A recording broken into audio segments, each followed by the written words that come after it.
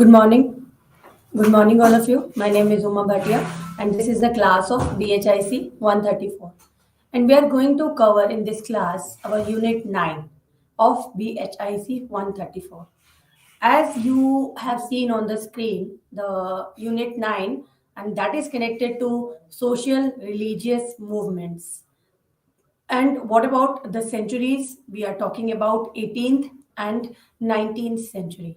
This is the time when the British were conquering India at that time, and they they were shown and they exposed some serious weaknesses and some drawbacks of Indian social institutions. And these type of things we are going to discuss in this class. The conquest of India by the British during the 18th and 19th centuries exposed some serious weakness and drawbacks of Indian social institutions. As a consequence, several individuals and movements sought to bring about changes in the social and religious practices with a view to reforming and revitalizing the society. An important question for discussion is about the forces which generating this awakening in India. Was this a result of the impact of West, or was it only a response to the colonial intervention? Another dimension of this is related to the changes taking place in Indian society, leading to the emergence of new classes. For this perspective, the socio religious movements can be viewed as the expression of social aspirations of the newly emerging middle class in the colonial India. Yes, I'm talking about when the Britishers conquered India and in 17th century, and after that so many territories they were capturing and they were conquering at that time in 18th century and the 19th century. And from all these drawbacks, uh, one another class which were intervening in Indian society, in Indian religion at that time, that was middle class. Yes, middle class were emerging in colonial India in 18th and 19th century. Yes, this middle class we are talking about in this unit 9. Method and scope of reforms. How they reformed in colonial India at that time. The reform movements of the 19th century The reform movements of the 19th century were not purely religious movements. They were socio-religious movements, and the reformers like Raja Ram Mohan Roy in Bengal, Gopal Hari Deshmukh, Lok Hitwadi in Maharashtra, and Veer Salingam in Andhra Pradesh advocated religious reform for the sake of political advantage and social comfort. The reform perspectives of the movements and their leaders were characterized by recognition of interconnection between religious and social issues. They attempted to make use of religious ideas to bring about changes in social institutions and practices. For example, Keshav Chandra Sen interpret the unity of Godhead and brotherhood of mankind to eradicate caste distinctions in society. Yes, there were so many caste distinctions at that time prevalent in India. And the Keshav Chandra Sen interpret the unity of Godhead and brotherhood of mankind just to eradicate caste distinctions in Indian society. The major social problems which came within the purview of the reform movements were that were emancipation of women in which sati, infanticide, child and widow marriage were taken up. And next is casteism and untouchability. Next is education for bringing about enlightenment in society. In the religious sphere of the main issues were idolatry, polytheism, religious superstitions, exploitation by priests. On behalf of religion, the condition of priest were getting very worst at that time in 17th, 18th, and 19th century. Yes, and next, the religious superstitions were prevalent in Indian society very, very much because uh, the people were not that much educated and they were behaving the superstitions just like they were following so many superstition, so many things that were not happen in the society, that should not be happen in the society, and they were following those superstitions at that time. Polytheism, they believe in so many gods, goddesses. They were prevalent in Indian society, Indian religion, and these type of things the middle class wanted to reform in our Indian society in social and religious point of views. Next, reforms from within. How they reform. Ram Mohan's campaign against Sati system and Vidyasagar's pamphlets on widow marriage. And B.M. Malabari's efforts to increase the age of consent age of consent are the examples of these. Ram Mohan Rai, Ishwar Chandra Vidyasagar, and B.M. Malabari. Yes, they were the main reformers at that time who wanted to reform in Indian society and Indian religion and customs and culture and all these things. Next, reforms through legislation. The second trend was represented by a faith in the efficiency of legislative intervention. The advocates of this method, Keshav Chandra Sen in Bengal, Mahadev Govind Ranade in Maharashtra, Veer Salingam in Andhra. They believe that reform efforts cannot really be effective unless supported by state.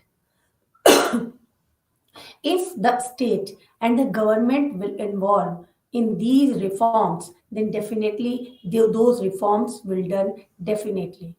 Yes, because Keshav Chandra Sen and Mahadev Govinda Ranade and Veer Salingam, they wanted to reform in Indian society because so many evils prevalent in Indian society, in Indian culture at that time, just because of the lack of education at that time.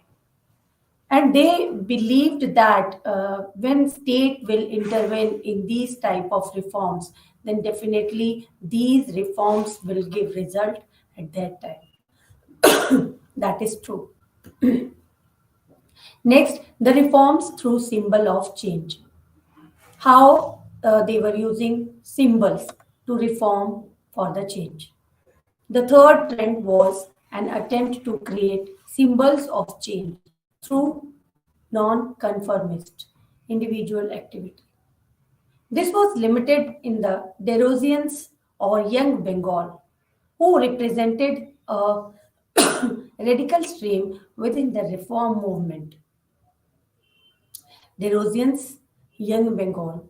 These were the two books, very popular books at that time, which were represented a radical stream within the reform movement, just to reform some evils from Indian society.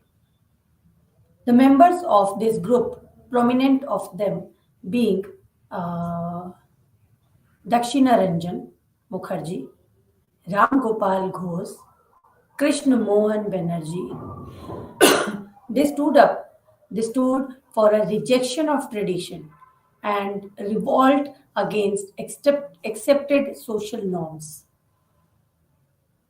What were the names? Dakshina Ranjan Mukherjee, Ram Gopal Ghosh, and Krishna Mohan Banerjee. They stood for a rejection of tradition, means very, very old tradition which they wanted to reject all that things, and they wanted to revolt against accepted social norms which were accepted by the society at that time. They were highly influenced by the regenerating new thought from the West and displayed an uncompromisingly rational attitude towards social problems. They wanted to reform those very old thoughts which were prevalent in Indian society. They wanted to reform. They wanted to change those, and they wanted to mix that thoughts with Western thinking, because they were very much influenced with Western thinking and some Western thoughts and all these type of things they wanted to convert into Indian society. Next, reforms through social work. How they work socially and how they reform in social system. The fourth trend was reform through social work, as was evident in the activities of Ishwar Chandra Vidyasagar, Arya Samaj, and Ram Krishna Mission. There was a clear recognition among them of the limitations of purely intellectual effort or if undertaken without supportive social work. Ishwar Chandra Vidyasagar and Arya Samaj and Ram Krishna Mission. Yes, they were clear recognition among these limitations of purely intellectual efforts they were undertaking at that time without any supportive social work. Vidyasagar, for instance, was not content with advocating widow remarriage through lectures, publication of tracts. He identified himself with the cause of widow marriage and spent his entire life and his entire energy and money for this cause. Despite that, all he was able to achieve was just a few widow marriages. Yes, Ishwachan Vidyasagar fully involved himself in widow marriage. He wanted to see the widow remarriage in front of his own eyes. That's why we have heard about something that Ishwachan Vidyasagar involved first widow remarriage in Calcutta. He was present over there. He went to Calcutta that if there will be any misunderstanding and mishappening at that time, that he will cover all these happening over there. He will reform these type of widow marriages. Next is main stimulating ideas. What were the main stimulating ideas at that time? And first of all, rationalism. All the reformers draw upon scripture sanction. For example, Ram Mohan's argument for the abolition of sati and Vidyasagar's for widow marriage. These were the social reforms were not always subjected to religious considerations. A rational and secular outlook was very much evident in positive and alternative to the then prevalent social practices. In advocating widow marriage and opposing polygamy and child marriage, Akshay Kumar was least concerned with searching for any religious sanction or finding out whether they existed in the past. His arguments were mainly based on their noticeable effects on society. Instead of depending on the scriptures, he cited medical opinion against child marriage. Yes, they wanted to reform all these social evils from the society. And they did not want to connect those evils from religious issues. They wanted to improve the condition of the society at that time because Raja Ram Mohan Roy had seen his own what we can say his own one of his relative. was getting sati at that time. And then he saw very clearly that how she was crying, how she was captured with other people, and she was getting towards the funeral pyre of her husband. She was not liking at that time that she should be sati at that time, but forcefully she was getting towards the funeral pyre of her husband. That scene he saw in his life, and he decided to change. He decided to remove this evil from the society. From that time to he started to remove these type of evils from the society. And with the help of Lord William Bentinck, at that time the Governor General of the particular area, Bengal, who was Lord William Bentinck at that time, with the help of the government, with the help of the state, he removed and this law was made at that time that nobody will involve in sati. If somebody or anybody will be seen in getting sati or involved in these type of activities, he or she will be arrested at that time.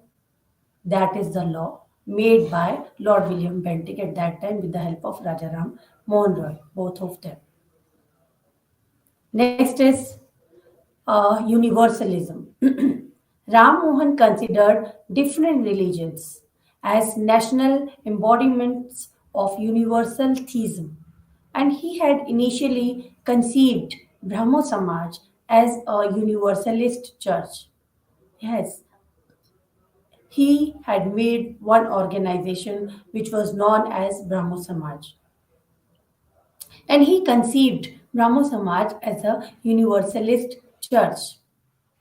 Next is Keshav Chandra Sen, who tried to synthesize the ideas of all major religions in the breakaway Brahmo group, now Bidhan, that he had organized.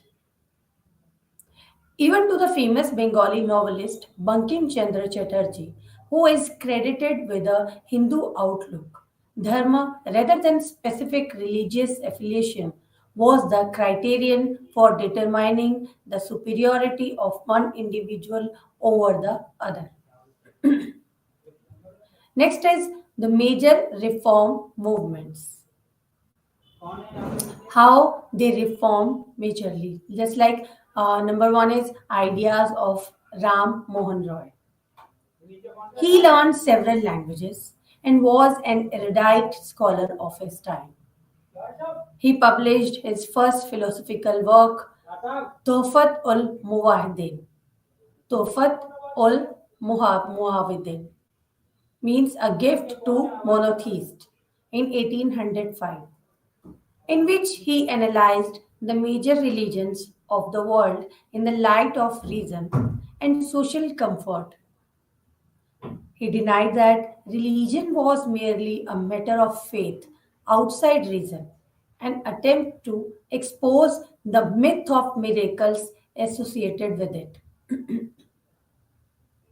Ram Mohan Roy's reform activities were accelerated after he settled down in Calcutta in 1814. He started Atmiya Sabha and carried on consistent struggle against the religious and social malpractices.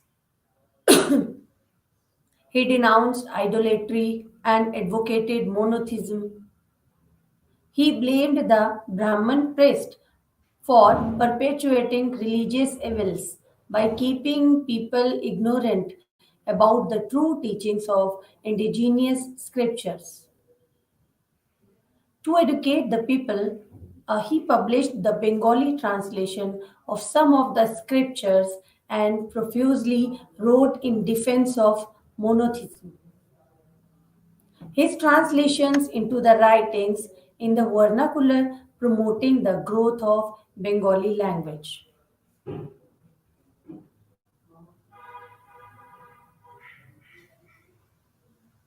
Next is In 1828, yes, we are going to discuss one thing means what was the difference between monotheism and polytheism.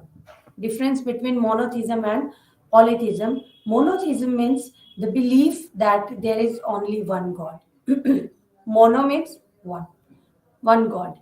And polytheism, the person, the people who believe in so many gods and goddesses. That is polytheism. And Ram Mohan Roy was talking about monotheism. To educate the people, he published the Bengali translation of some of the scriptures and profusely wrote in defense of monotheism. And his translations into and writings in the vernacular promoted the growth of Bengali language. In 1828, he established a new society that is known as Brahmo Samaj, which later came to be known as Brahmo Samaj, Brahmo Sabha, and after that Brahmo Samaj. His primary purpose was to rid Hinduism of its evils and to preach monotheism. It incorporated the best teachings of other religions and act as a powerful platform for the advocacy of humanism, monotheism, social regeneration. Yes, he wanted to involve the society into humanism, monotheism, and social regeneration. His goal was the fusion of the best in the East and the West. Ram Mohan took up not only social and religious problems but also political and economic issues of the time. He stood for the Indianization of the services, trial by jury, separation of powers between executive and judiciary, freedom of the press, judicial equality between Indians and the Europeans.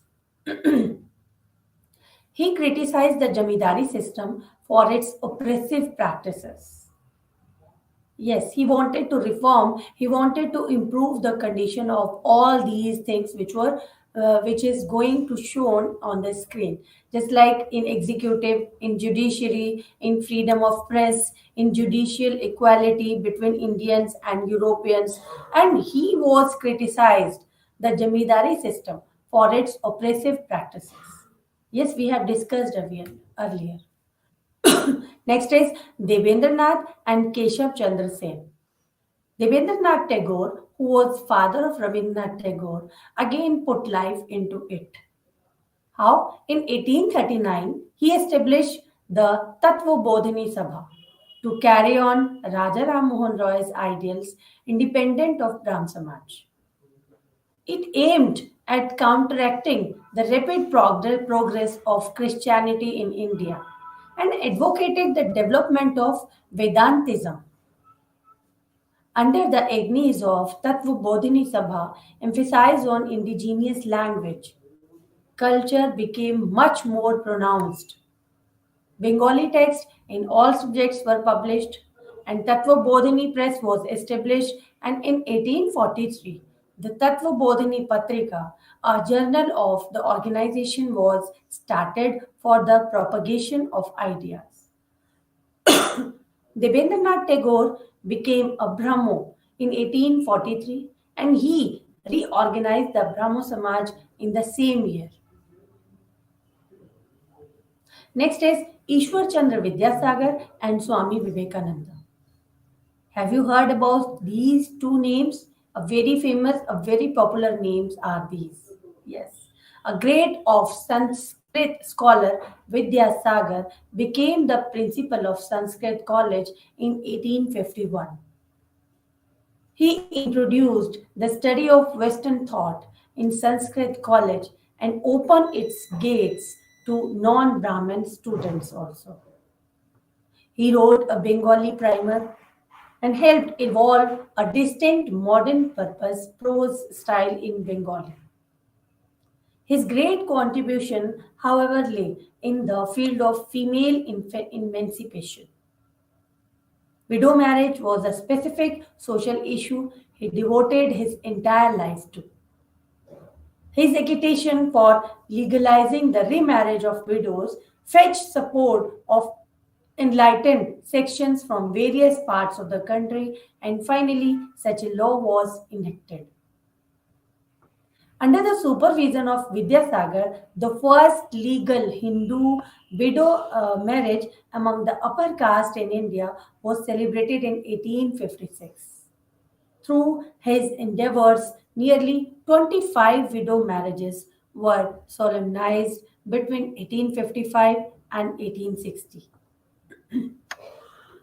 The last of the great thinkers of 19th century Bengal who created a stir in Hindu society was Narendranath Dutt, known as Swami Vivekananda. His guru or spiritual preceptor was Ram Krishna Paramhans. Ram Krishna stressed universalism in religions, denounced religious particularism. His primary concern remained with religious salvation and not social salvation. His message was popularized inside and outside India by his famous disciple Swami Vivekananda. Vivekananda condemned the caste system and people's obsession with rituals and superstitions. In 1896, he founded Ramakrishna Mission to carry on humanism and social work. The main motto of the mission was to provide social service to the people, and it carried on its mission by opening schools, hospitals, orphanages, libraries, etc. in different parts of country. Now, what were the reforms in Western India? The first soundings of intellectual revolt in Maharashtra were heard in the early decades of 19th century. Among the early intellectuals who initiated and led the movement, the most prominent were Bal Shastri Jambhekar, Dadoba Pandurang Tarkhadkar, and Bhaskar Pandurang Tarkhadkar, Gopal Hari Deshmukh, better known as Lok Hitwadi, and Vishnu Bhikaji Gokhale, popularly known as Vishnu Baba Brahmachari, for he remained a lifelong bachelor. Jambekar was the pioneer of intellectual movement in Maharashtra. He laid its foundations through his numerous writings in the early 1830s. In Bengal, the movement had begun with a religious and philosophical note. In Maharashtra, strictly social issues came to occupy a prominent place in the scheme of reform. The early intellectuals of Maharashtra were not essentially religious thinkers concerned with the philosophical subtitles, and their approach was much practical in nature. For example, the Paramhans Sabha principal objective was the demolition of all caste distinctions. Each new recruit to Sabha had to undergo initiation ceremony and take the pledge that he would not observe any caste distinctions. He had to eat a slice of bread baked by a Christian and drink water at the hands of Muslims. The Sabha was, however, a secret society. Its meetings were conducted in the strictest secrecy for fear of facing the wrath of orthodox. The challenge to the caste system and other social evils was thus remained limited to the participation of its few members only. Next is later phase of 19th century. What reforms were done in later phase of 19th century? The reform movement gained strength during second half of century. How? A host of towering personalities emerged on intellectual scene. The most notable among them were Shastri, Vishnu Parashram Shastri Pandit, and next is Jyotiba Phule. Next is Ram Krishna Gopal Bhandarkar. Next, Narayan Mahadev Parmanand. Next, Mahadev Govind Ranade. Next, Vishnu Shastri Chiplankar. Next, K.T. Telang. Next, Ganesh Vasudev Joshi. Next, Narayan Ganesh Chandravarkar. Next, Gopal Ganesh Agarkar. They were the scholars and they were the reformers who had given the movement a very strength during the second half of century. These reform movements, how they have given the strength to the reform movement. Number one, Arya Samaj. Have you heard about Arya Samaj? Yes, all of the people have heard about Arya Samaj. That is a very old organization and that was started from this time we are talking about. The social and religious reform in North India was spearheaded by Swami Dayananda Saraswati, who founded the Arya Samaj in 1875. Swami attacked idolatry, polytheism, Brahmin sponsored religious rites, superstition practices. He stood for adult and intercaste marriages and female education. His bent towards Vedas, which he regarded as infallible, infallible, gave his teachings an orthodox hue. The Arya Samajists played a progressive role in furthering the cause of social reform in North India. They worked for the improvement in the condition of women, advocated social equality, denounced untouchability, and caste rigidities. These type of things they have make entered into Arya Samaj. And so many rigidities, so many caste distinctions he had removed from Arya Samaj. Next is Sayyid Ahmad Khan. The movement for reform arose relatively later among Indian Muslims only after 1860s. Sayyid Ahmad Khan urged the Muslims to reject the decadent, dissident medieval thought and to imbibe modern scientific knowledge and outlook. He condemned the custom of polygamy, advocated removal of parda system, spread of education among women. He taught tolerance and urged the people to develop rational outlook and freedom of thought. He was greatly concerned with the promotion of modern education for which he worked throughout his life. In 1875, he founded the Mohammedan Anglo Oriental College in Aligarh for the spread of Western education. Later, this developed into Aligarh Muslim University. Yes, it was developed just like Aligarh Muslim University after so many times. Next was Veer Salingam, and he had done some reform works in South India. Veer Salingam and reform in South India. Veer Salingam was born in a poor family, and by profession he was a school teacher for the major part of his life. Prolific in writing, he produced a large number of tracts and he produced pamphlets on social reform in Telugu language. Hence, he is claimed to be the father of modern Telugu prose literature. Modern Telugu prose literature. He was known as the father of modern Telugu prose literature, and his missionary zeal on issues like remarriage of widows, female education, and for the upliftment of women and removal of social vices, social illnesses made him the father figure of later generation of Andhra social reformers. Yes, this was done by Veer Salingam in South India.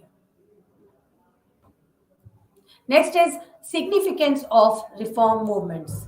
How the reformers signify their reform movement. The urge to improve the condition of women, was not purely humanitarian. It was a part of the quest to bring about the progress of society. Keshav Chandra Sen had voiced this concern. How, he has said, no country on earth ever made sufficient progress in civilization whose females were sunk in ignorance. If the females were sunk in ignorance, then no country on the earth can be progress in civilization. An attempt to change the then prevalent values of society is evident in all these movements. Next है weaknesses and the limitations of these things. With the exception of Arya Samaj and the lower caste movements, which had a broader influence, on the whole, the reform movements were limited to upper caste and classes. For instance, the Brahmo Samaj in Bengal was concerned with the problems of Bhadralok and the Aligarh movement with those of Muslim upper class. The masses generally remain unaffected. Another limitation lay in reformers' perception of the nature of the British rule and its role towards India.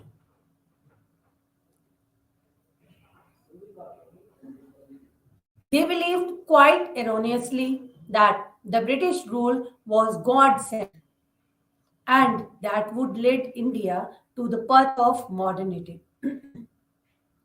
Although they perceived the socio religious aspects of Indian society very accurately, its political aspect, that is, of a basically exploitative British rule, was missed by the reformers.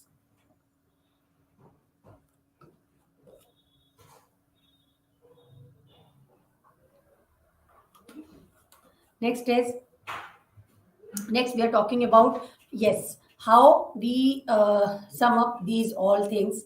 Just first of all, before covering this page, we need to we need to summarize all these things. Just like, first of all, we have done Swami Vivekanand, no, Rajaram Mohan Roy. What was the things we have learned in this PPT, in this class? We have learned about Rajaram Mohan Roy, and Rajaram Mohan Roy was known as the erudite scholar of his time, because he had made so many religious reforms, just like Rajaram Mohan Roy. He had uh, one thing I want to tell you. He published his first philosophical work, and this was the Tofat ul Muwahidin, a gift to monotheist. Monotheist means the people who believe in one God. Okay, and he wanted to give the more focus on these type of things, just to believe in one God, except to believe in so many gods and goddesses. To believe in one God, he wanted to emphasize on these things, because he analyzed the major religions of the world in the light of reason, and that was a social comfort also. He denied about the religion was merely a matter of faith, means outside reason, and attempt to expose the myth of miracles associated with it. Rajaram Mohan Roy advocated for monotheism, and he wanted to show his Brahmo Samaj, his one of his organization, which was made for the upliftment of the lower classes and for the upliftment of women's, and he wanted to do so many things for the upliftment of movements, because when he in 1828, in 1829, when he removed sati system. He wanted to give pressure to remove sati system with the help of Lord William Bentinck, who was Governor General at that time. He wanted to do so many. He wanted to remove so many evils, religious evils, by keeping people ignorant about the true teachings of indigenous scriptures. He wanted to educate the people in Bengali language, in Bengali translations, in English, in Western educations, because he thought that with the help of Western education, we get ourselves westernized. We made ourselves westernized, and with the help of Western education, with the help of Western things, we need to mix ourselves in other societies also, because that time our India was colonized, we can say.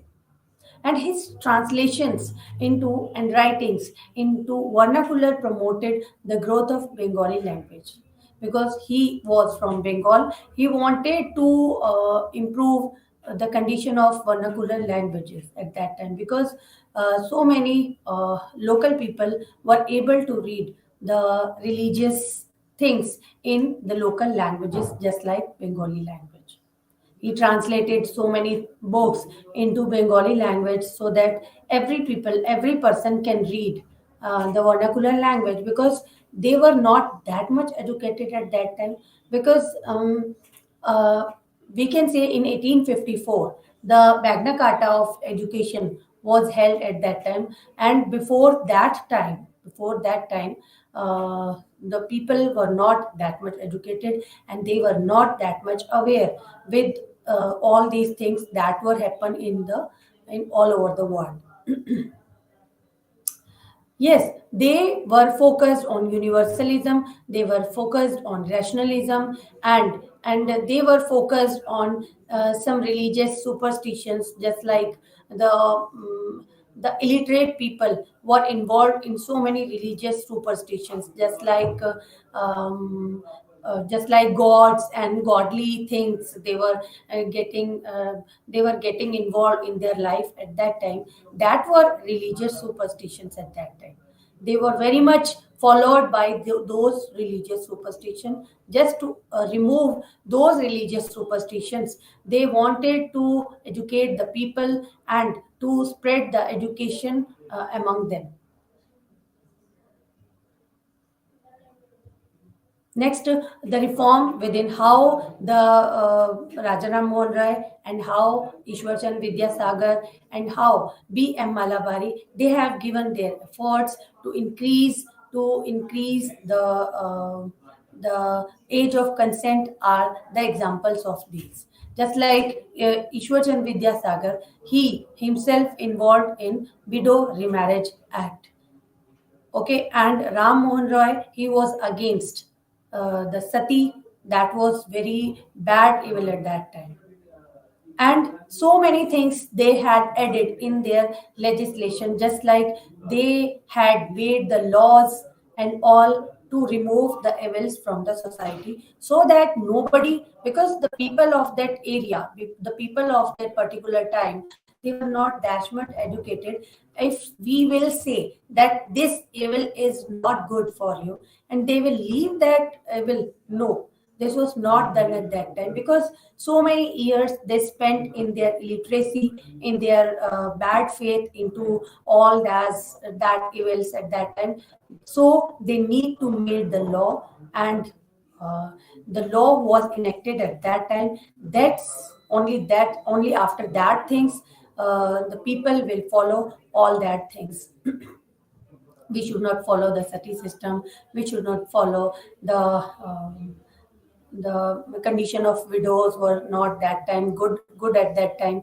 That's why they advocates of this method, just like Keshav Chandra Sen in Bengal, and Mahadev Govind Ranade in Maharashtra, and Veer Salingam in Andhra. They believed that the reform efforts cannot really be effective unless supported by the state. When the government will involve in these type of reforms, only then the people will follow these activities, just to not to follow that evils at that time.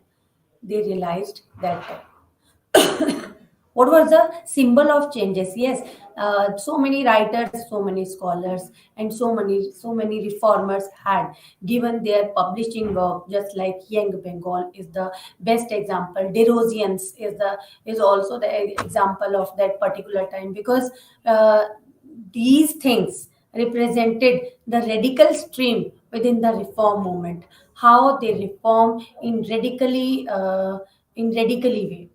The members of this group, prominent of them being Dakshina Ranjan Mukherjee and Ram Gopal Ghosh and Krishna Mohan Banerjee, they stood for a rejection of tradition. They wanted to reject the tradition at that time, because which tradition the people were following at that time, that was not the very good to accept all that things, and they wanted to revolt against accepted social norms. The people had accepted so many social norms. They wanted to revolt against them. They wanted to reject that, because so many years the people were following those reforms, those norms, and how they changed their norms very easily. So they had done a lot of efforts, and they were highly influenced by the regenerating new thought from the West. They wanted to take new thoughts from the Western education, Western thought, and they wanted to regenerate that and display an uncompromisingly rational attitude towards social problems. Through social work, how they reform, they wanted to reform in the society through social work. The fourth trend, that was the Ishwar Chandra's Vidyasagar, whose activities was just like an Arya Samaj and Ramakrishna Mission, and these were the clear recognition among them of limitations of purely intellectual effort if they had undertaken without supportive any social work. And the Vidyasagar, for instance, was not content with advocating widow remarriage through lectures and publication of texts. And he identified himself with the cause of widow remarriage and spent his entire life and energy and money of this cause. Have you heard about Jyotiba Phule? Yes, Jyotiba Phule was the only person of that particular time who made his wife literate, who educate his wife just to educate lower class female students, just to educate lower class female students, because at that time this thing was prevalent in society that no female can take any decision with the help of any male member. No female can learn from male members, from male teachers.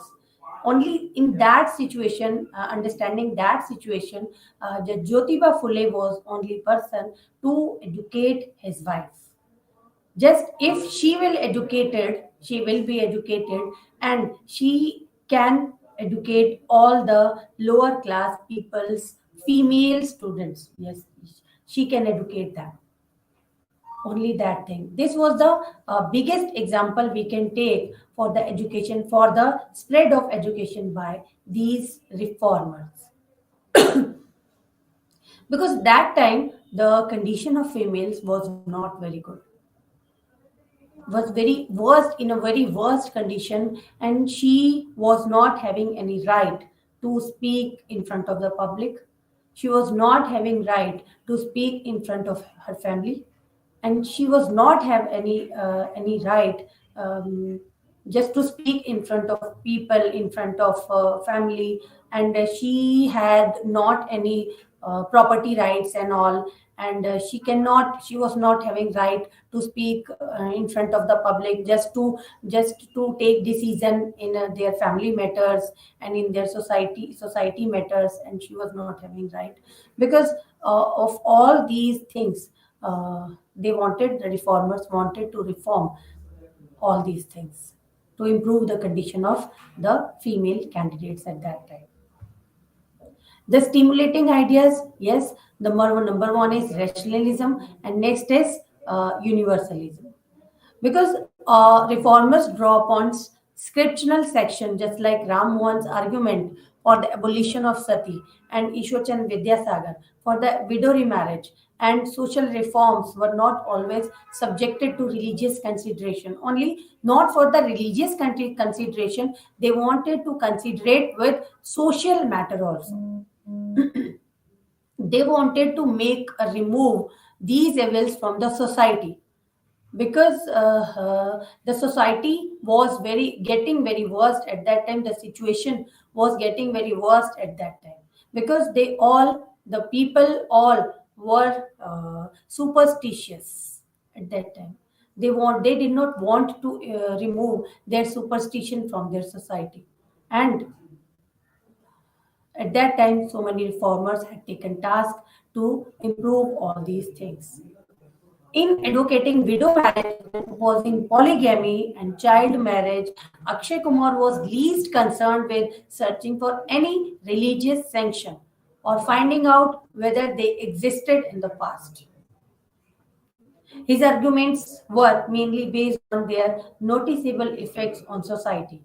Yes, their efforts were noticeable at that time, and instead of depending on the scriptures, he cited medical opinion against child marriage.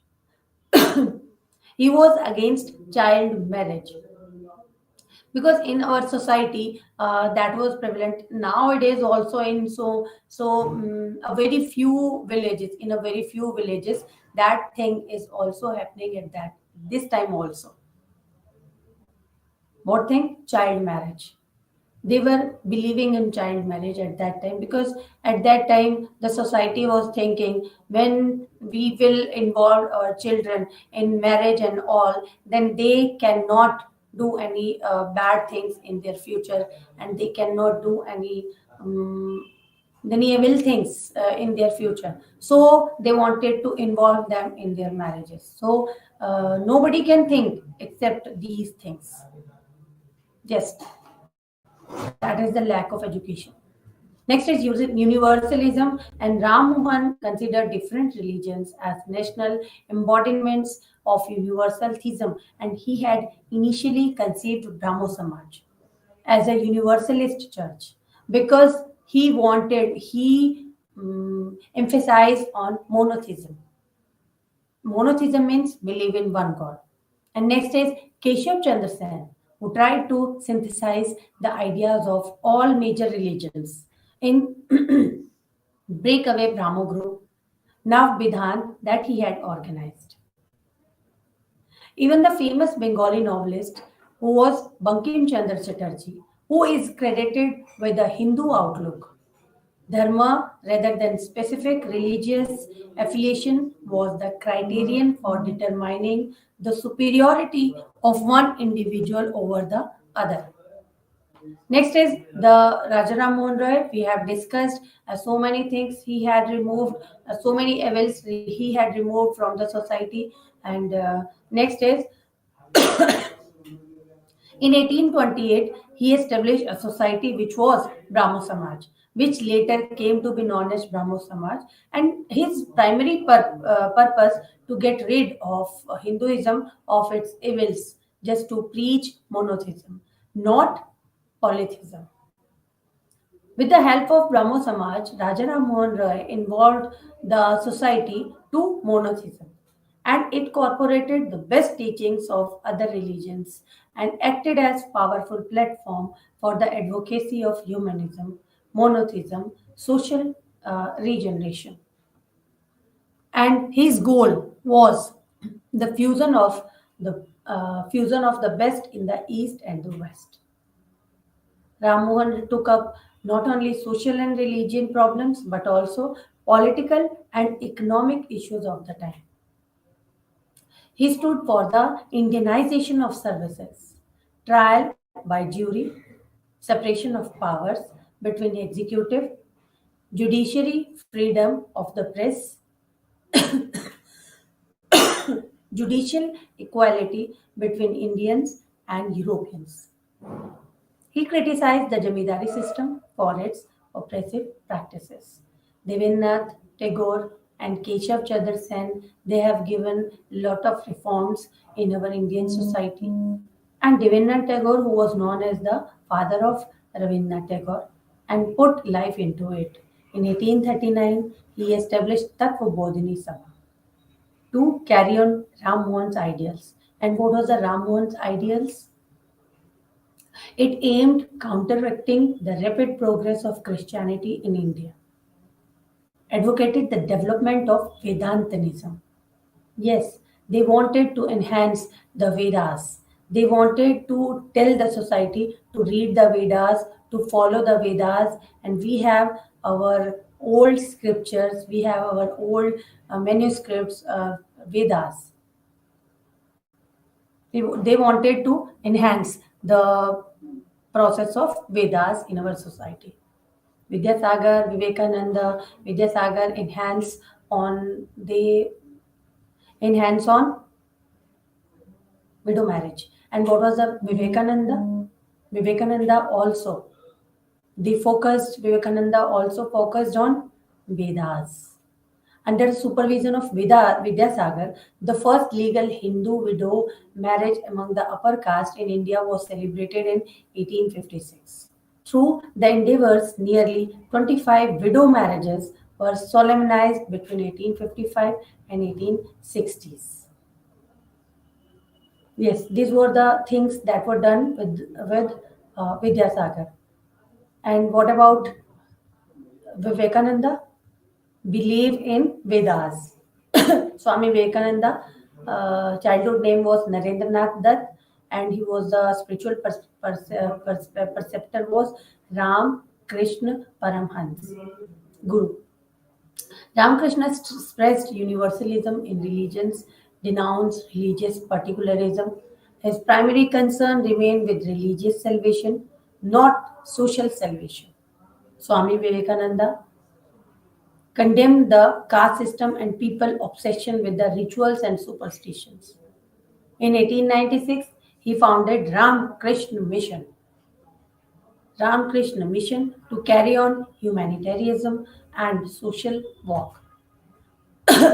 Reforms in Western India, so many reformers we have discussed about, and they have given the reforms on child marriage, on widow remarriage, and on to improve the condition of the society, monotheism, and they had given so many organization to improve the society and to mix and match with the society. All religion mixed with the society. Next, in later phase of 19th century, so many things they had done. Arya Samaj, Swami Dayanand Saraswati connected, Sir Syed Ahmad Khan, Aligarh Muslim University, Veer Salingam, reform in South India, and significance of reform movements. And next, weaknesses and limitation, so that we can know our weaknesses and the limitation in Indian society. And to sum up these all things, the so many socio-cultural evils constituted an important starting point for the 19th century attempt at social renewal. The degraded position of women, child marriage, sati, polygamy, enforced widowhood, caste system, untouchability, idolatry, polytheism, ritualism, priesthood, and other superstition prevalent in the society were brought under severe intellectual attack in varying degrees. Means if we are focusing on priesthood so much, then how we can make faith in ourselves? If we are doing so many rituals in our society, that is also very bad for all of us. And if we are following so many superstitions that were prevalent in our society, that are also intellectual attack in very varying degrees. The identification of the existing defects was interwoven with an attempt to renovate the social order. The upliftment of the position of women, abolition of infant marriage, monogamy, widow marriage, elimination of caste distinctions, monotheism, spiritual worship, and end of social bigotry.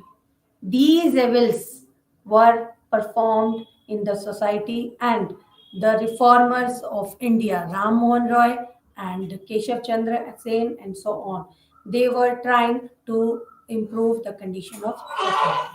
Thank you. Have a nice day.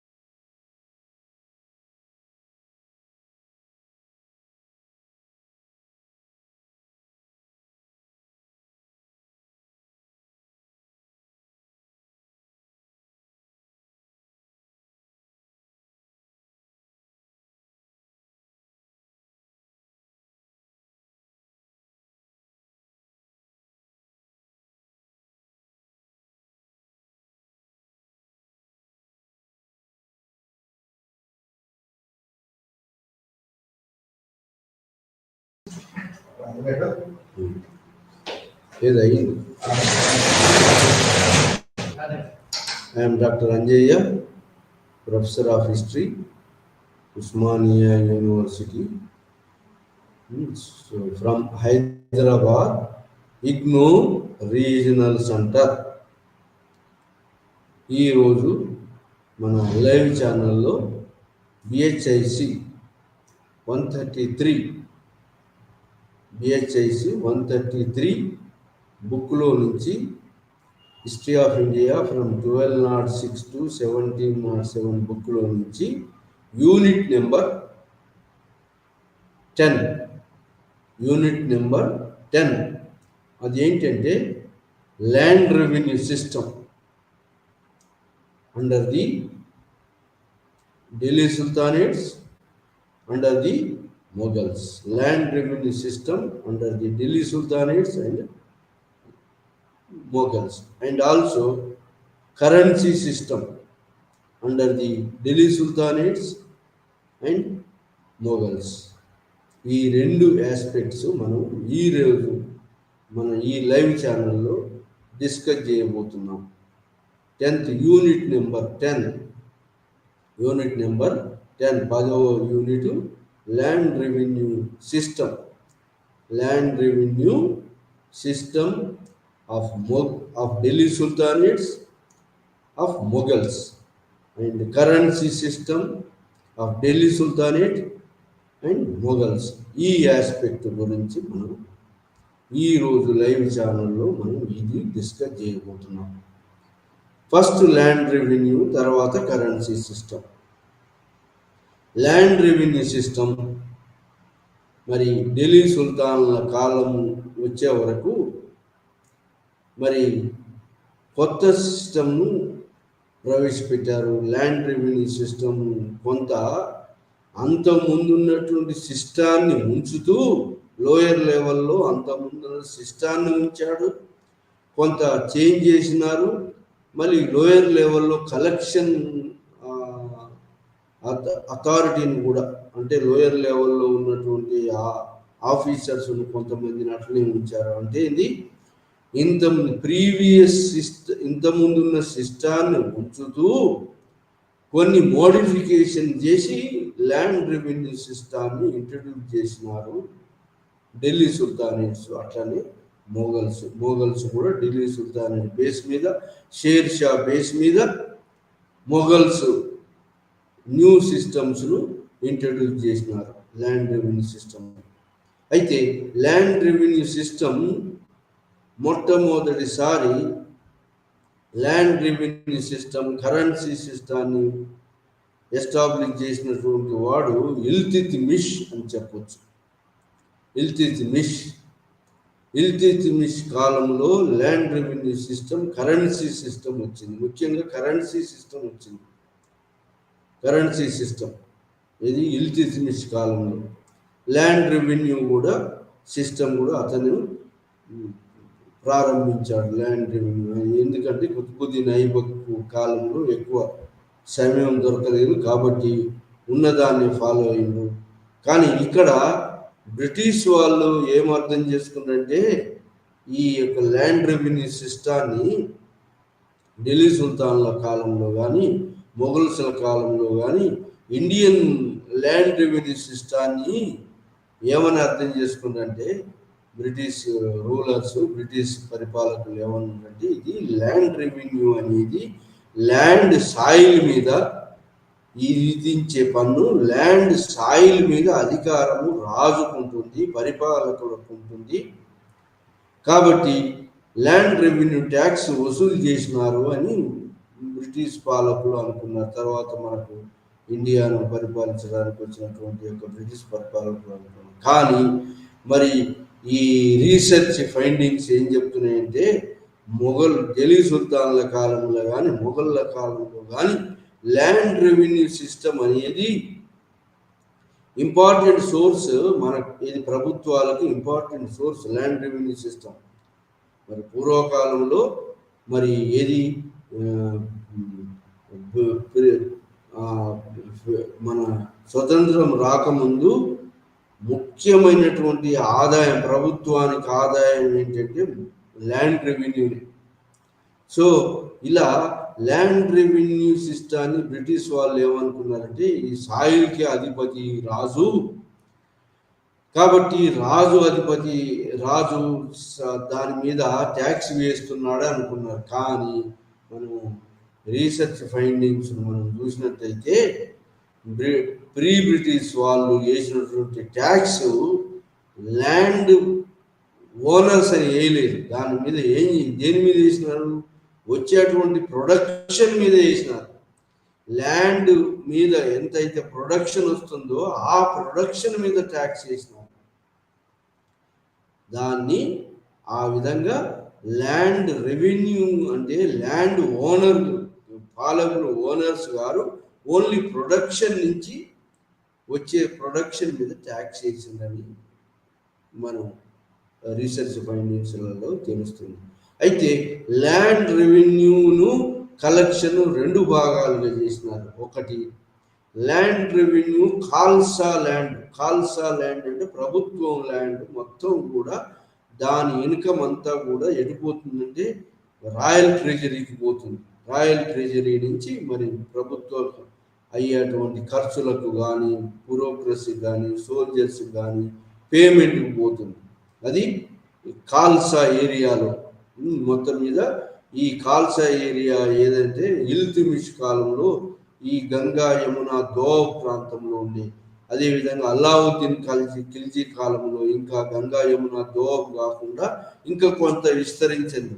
ఏది గంగా యమున దోబ్ కాకుండా ఇంకా కొంత ఏరియాలో Khalsa type of land రెవెన్యూను introduce చేసి ఆ ఏరియాలో collection land ఏది ప్రొడక్షన్ మీద ట్యాక్స్ విధించాడు. ఎవరు? ఇల్తుమిష్ కాలం నుంచి కరెన్సీ సిస్టమ్ అయితే ల్యాండ్ రెవెన్యూ సిస్టమ్. తర్వాత అల్లావుద్దీన్ ఖిల్జీ. మరి అల్లావుద్దీన్ ఖిల్జీ పీరియడ్లో మరి మొత్తం దోబ్ ఏరియాలో మొత్తం ట్యాక్స్ ప్రొడక్షన్ మీద ట్యాక్స్ వేసినాడు. ఎంత వేసిన దాని ట్యాక్స్ ఏమంటారంటే దివానీ ఏరియాకు గవర్నమెంట్కి వచ్చే ట్యాక్స్ను ఖరజ్ అంటారు. ఖరజ్ ట్యాక్స్ అంటారు. ఖరజ్ అంటే ప్రభుత్వం యొక్క షేర్ ఎంత ఉండేదంటే అల్లావుద్దీన్ ఖిల్జీ కాలంలో 1/3 నుంచి హాఫ్ ఉండేది. 1/3 నుంచి హాఫ్ ఉండేది. ఇది దివానీ ఏరియాలో ప్రభుత్వానికి డైరెక్ట్గా పోయే దాంట్లో హాఫ్ ఆఫ్ ది ప్రొడక్షన్ మీద half of the production as a ట్యాక్స్గా ఈల్డింగ్ మీద ట్యాక్స్ వేసేవాళ్ళు. ఇది కాకుండా మరి అల్లావుద్దీన్ ఖిల్జీ పీరియడ్ ఇది కాకుండా ఇంకొకటి టైప్ ఆఫ్ ల్యాండ్ రెవెన్యూ ఉన్నది. అదేంటంటే జాగీర్లు ఇచ్చినారు. ఎవరి? ఈ యొక్క జాగీర్దారీ సిస్టమ్ కూడా ఉంది. పరిపాలకులు వాళ్ళకు సైన్యానికి కానీ పరిపాలకులు జాగీర్లు ఇచ్చినారు. వాళ్ళు జాగీర్లు transfer from one place to another place అనుకోండి జాగీర్దారులు. అది మరి ఢిల్లీ సుల్తాన్ల కన్నా ముందు హెరిడిటరీ సిస్టమ్ సామంతరాజులు ఎక్కువగా ఉంది. కానీ ఇప్పుడు అట్లా కాకుండా మొత్తం ఏరియాను వాళ్ళ సుల్తాన్ల ఆధిపత్యంలోకి తీసుకొచ్చి దాదాపు నార్త్ ఇండియాను కొన్ని ప్రాంతాలు మాత్రమే రాజుల కింద ఉన్నాయి. కానీ మిగిలిన దాదాపు మొత్తం వాళ్ళ డైరెక్ట్ పరిపాలనలోకి తీసుకొచ్చి ఆ ఏరియాలో జాగీర్దారులు లేదా ఇక్తాదారులను ఇక్తాలుగా విభజించారు. ఎవరు? ఇల్తుమిష్ ఇక్తాదారులను పెట్టారు. ఇక్తాదారులు transferable from one place to another place. మొఘళ్ళ కాలంలో సుబేదారులు వచ్చినారు. వాళ్ళు కూడా transferable from one place to another place. So వీళ్లకు రెవెన్యూ అసైన్మెంట్స్ ఇచ్చినాడు. దాన్ని జాగీర్దారులు అంటారు. జాగీర్దారులు ఇజరా సిస్టమ్ అంటారు. దాన్ని ఇజరా సిస్టము. జాగీర్దారులు వాళ్ళు రెవెన్యూ అసైన్మెంట్స్ను హైయెస్ట్ బిడ్డర్స్కు ఎవరైతే పాట పాడతారో వాళ్ళకి ఇంటర్మీడియట్కి ఇవ్వటం జరిగింది. సో కానీ ఈ దివానీ ఏరియా లేదా ఖాల్సా ఏరియాలో డైరెక్ట్ కలెక్షన్ ఇంట్రడ్యూస్ చేసినారు ఢిల్లీ సుల్తాన్లు కానీ మొఘలు కానీ. డైరెక్ట్ కలెక్షన్ ఏంటంటే ఖరజ్ అని అంటారు. దాని ఖరజ్ తోడు మరి అల్లావుద్దీన్ ఖిల్జీ కాలంలో ఖరజ్ భూమి మీద ఈల్డింగ్ మీద ట్యాక్సే కాకుండా మరి ఇంకా ఏమి విధించాడంటే ఈ ఏది హౌస్ మీద హౌస్ ట్యాక్స్ కూడా విధించాడు. House tax విధించాడు. తర్వాత చెరాయ్ అంటే క్యాటిల్ ఉంటే క్యాటిల్స్ను కూడా మీద కూడా ట్యాక్స్ విధించాడు. ఎవరు? అల్లావుద్దీన్ ఖిల్జీ. ఆ విధంగా అల్లావుద్దీన్ ఖిల్జీ గంగా యమునా దోవలో half of the tax area అంతా ఖాల్సా ఏరియాలో తీసుకున్నాడు. అక్కడ ఆ ఏరియాలో హాఫ్ ఆఫ్ ది ట్యాక్స్ వసూలు చేసినాడు. కానీ అల్లావుద్దీన్ ఖిల్జీ కాలంలో మరి ఈ యొక్క ఫ్యామిలీ కండిషన్స్, కరువు కాటకాలు రాలేదు కాబట్టి అతను హాఫ్ ఆఫ్ ది ఈల్డింగ్ను వసూలు చేసినా కూడా ఏది దివానీకి రాజు యొక్క ధాన్యాగారానికి రెండు విధాలుగా కలెక్షన్ చేసినాడు. ఒకటి ధాన్యం రూపంలో కొంత కలెక్ట్ చేసినాడు, క్యాష్ రూపంలో ఎక్కువగా క్యాష్ రూపంలోనే కలెక్ట్ చేసినారు. కాబట్టి ఢిల్లీ సుల్తాన్ కాలంలో మానిటైజేషన్ అనేది వచ్చింది. అంతకుముందు మానిటైజేషన్ తక్కువగా ఉండే, కరెన్సీ సర్క్యులేషన్ తక్కువగా ఉండే. కానీ ఢిల్లీ సుల్తాన్ల కాలంలో మరి కరెన్సీ వచ్చింది, మానిటైజేషన్ ఎకానమీ వచ్చింది. మరి ఆ విధంగా మరి ఈ యొక్క డైరెక్ట్గా వసూలు చేసినటువంటి ఖాల్సా ఏరియాలో ల్యాండ్ ప్రొడక్షన్ మరి బేస్గా ల్యాండ్ను ఉత్తమ ల్యాండ్ అని, మిడిల్ ల్యాండ్ అని, సో లోయర్ ల్యాండ్ అని ఆ ఈల్డింగ్ను బట్టి మరి డివైడ్ చేసి ఆ ఈల్డింగ్ను పెట్టి మరి ఈ లోయర్ లెవెల్ను హయ్యర్ లెవెల్ను మరి కానుంగోలు అని మరి వాళ్ళ ముస్లిం అధికారులు ఉండేవాళ్ళు హయ్యర్ లెవెల్లో. కానీ లోయర్ లెవెల్లో మరి ఢిల్లీ సుల్తాన్ల కాలంలో లోయర్ లెవెల్లో ఉన్నటువంటి వాడు ముకుద్దం, విలేజ్ హెడ్, మరి పట్వారి వీళ్ళు ఉన్నారు. ఇంకా అమీల్ ట్యాక్స్ వసూలు చేసేవాడు. మొత్తం ఇక్తాలో కూడా ఇక్తా ఏరియాలు, ఇక్తా ప్రావిన్సెస్ ఇక్తాలు ఉన్నారు. ఇక్తా లెవెల్లో రెవెన్యూ అధికారి ఎవడుంటాడు? ఈ యొక్క ఈ పరిపాలన సంబంధించిన వాడు, శాంతి భద్రతను చూసేటువంటి వాడు, ఆర్మీ మెయింటైన్ చేసిన వాడు ఇక్తాదార్ అయితే, మరి రెవెన్యూ కలెక్షన్కి వేరే వాళ్ళు ఉండేవాళ్ళు, వాళ్ళు దివానీ ఏరియాలో వేరే వాళ్ళు ఉండేవాళ్ళు. ఆ విధంగా ఆ రెవెన్యూ కలెక్షన్ మరి అమీల్స్ లోయర్ లెవెల్ సిక్ ప్రావిన్సెస్ను ఇక్తాస్ను సిక్దార్ ఉండే సిక్దార్ లెవెల్లో ఫౌజ్దార్, అమల్ గజార్ అనేవాడు వసూలు చేసినాడు. సో అదే విధంగా మరి పరగనా లెవెల్లో అమీల్ అనేవాడు వసూలు చేసినాడు. సో ఈ విధంగా దివానీ ఏరియా అడ్మినిస్ట్రేషన్ అంతా కూడా మరి ఖరజ్ అనే ట్యాక్స్ కాకుండా క్యాటిల్ మీద ట్యాక్స్, హౌస్ ట్యాక్స్, ఇలా వివిధ రకాల ట్యాక్స్లు వసూలు చేసి అల్లావుద్దీన్ ఖిల్జీ మరి సక్సెస్ఫుల్గా వసూలు చేసినాడు. అదే కాకుండా ఇంకా అతను రెండు విధాలు, కొంతను క్యాష్ రూపంలో, ఎక్కువగా క్యాష్ రూపంలో వచ్చింది. కానీ కొంత ఏరియాలో మాత్రం సీరియల్స్ రూపంలో వసూలు చేసి ఆ యొక్క ప్రభుత్వ గిడ్డంగులను నిల్వ చేసినాడు. మరి క్యాష్ రూపంలో వసూలు చేసిన దాన్ని ఏం చేసినాడు? శాలరీస్ను, ఏది సోల్జర్స్కు శాలరీస్ని ఇవ్వటం ఇంట్రడ్యూస్ చేసినారు. కాబట్టి సోల్జర్స్కు 234 తన్ఖాస్ ఇవ్వటం పెట్టాడు. ఆర్సెస్ కూడా మెయింటెనెన్స్ 87-85 తన్ఖాస్ ఇచ్చినాడు. సో కాబట్టి ఈ విధంగా మరి ఈ ల్యాండ్ లెవెల్ ఖరజ్ రూపంలో వచ్చింది, మరి ఫుడ్ గ్రెయిన్స్ వచ్చింది. రెండు విధాలుగా మరి గిడ్డంగులో నింపడం, మరి సోల్జర్స్ డైరెక్ట్గా పేమెంట్కి యూజ్ చేసినాడు ఎవరు? అల్లావుద్దీన్ ఖిల్జీ. సో ఆ విధంగా మరి అల్లావుద్దీన్ ఖిల్జీ రెవెన్యూ అసైన్మెంట్స్ కూడా ఇక్తాదారులకు ఇచ్చినాడు. ఇక్తాదారులు మరి వాటి మీద వచ్చేటువంటి దానితో వాళ్ళు మెయింటెనెన్స్ మరి జరిగింది. సో ఈ విధంగా రెవెన్యూ కలెక్షన్ అనేది ఈల్డ్ని బట్టి వసూలు చేసినారు. అది మళ్ళీ తర్వాత ఈ అల్లావుద్దీన్ ఖిల్జీ ఇంకా దీన్ని సక్సెస్ఫుల్గా చేయడానికి ఏం చేసినాడంటే ఓ సోల్జర్స్కి పేమెంట్ చేసినటువంటి 234 తనఖాసు సోల్జర్స్కి సరిపోతుందా సరిపోవట్లేదా, ఇది వాళ్ళ డైలీ నీడ్స్ తనఖా అంటే సాలరీ సరిపోతుందా లేదా అనే దానికి మార్కెట్ కంట్రోల్ సిస్టమ్, మరి ప్రైస్ కంట్రోల్ సిస్టమ్ కూడా విధించాడు. ఎవరు?